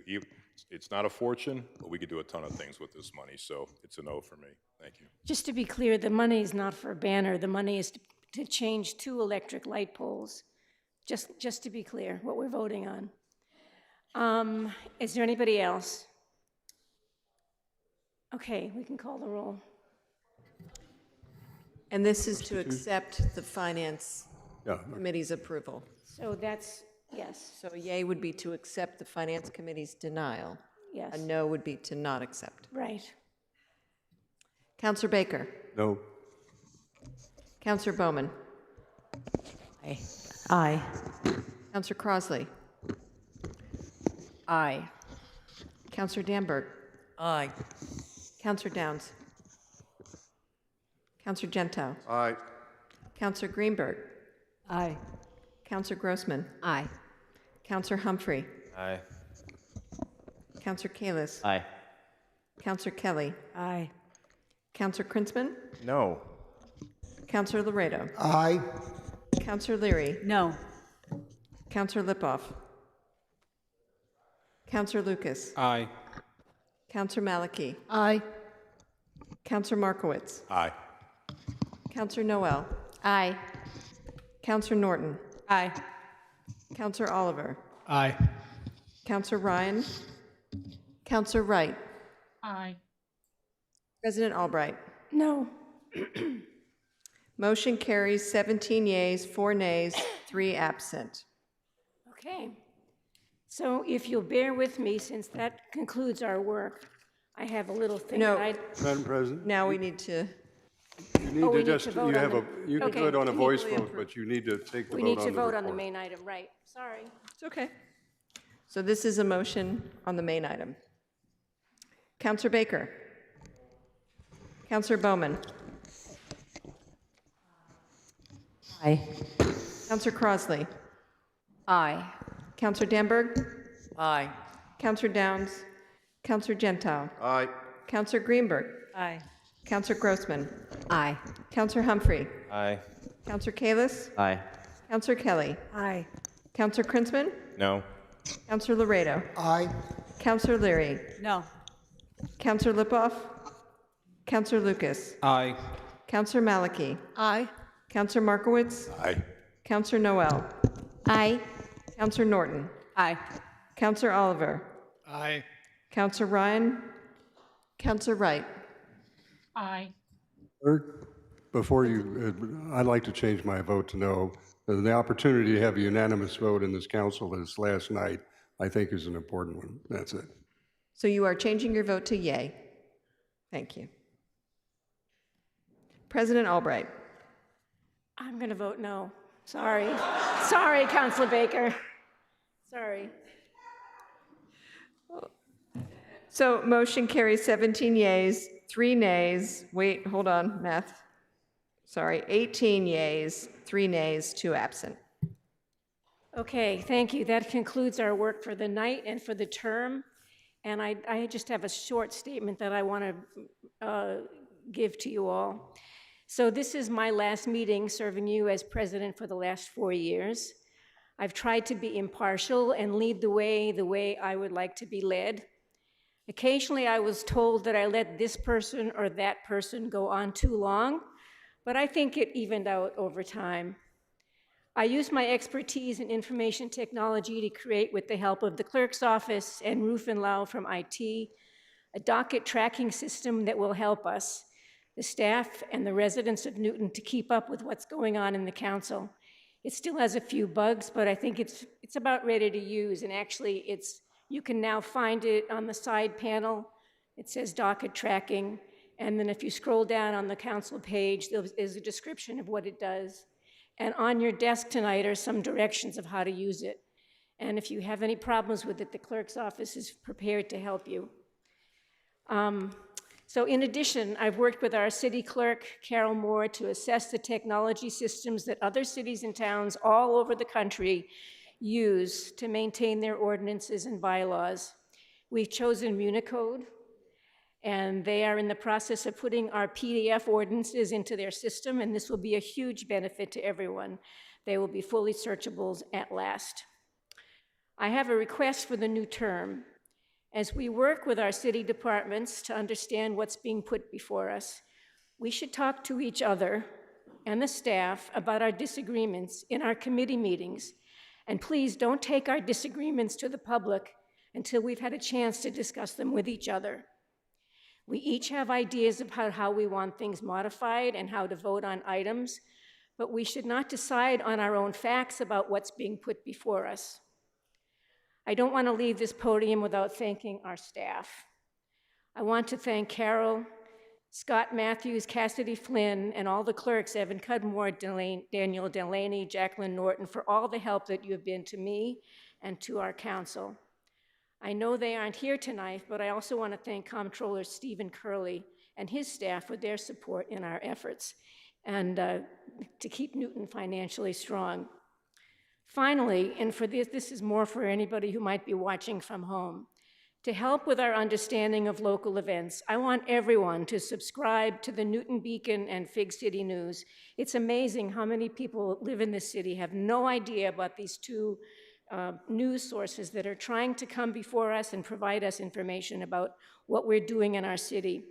We lost our local paper, but we're lucky to have two online efforts to keep us informed about local events. I hope everyone will donate and subscribe to both of them. Our local paper kept our residents informed, and we're lucky to have these guys, and let's hope that they can both make it. And I thank you all for all the work that you've done these last 2 terms, and I wish us all a great deal of success in the coming term, and for those who are leaving us, we will sorely miss all of you. And with that, Councilor Greenberg, do we have a motion? Motion to adjourn. Thank you.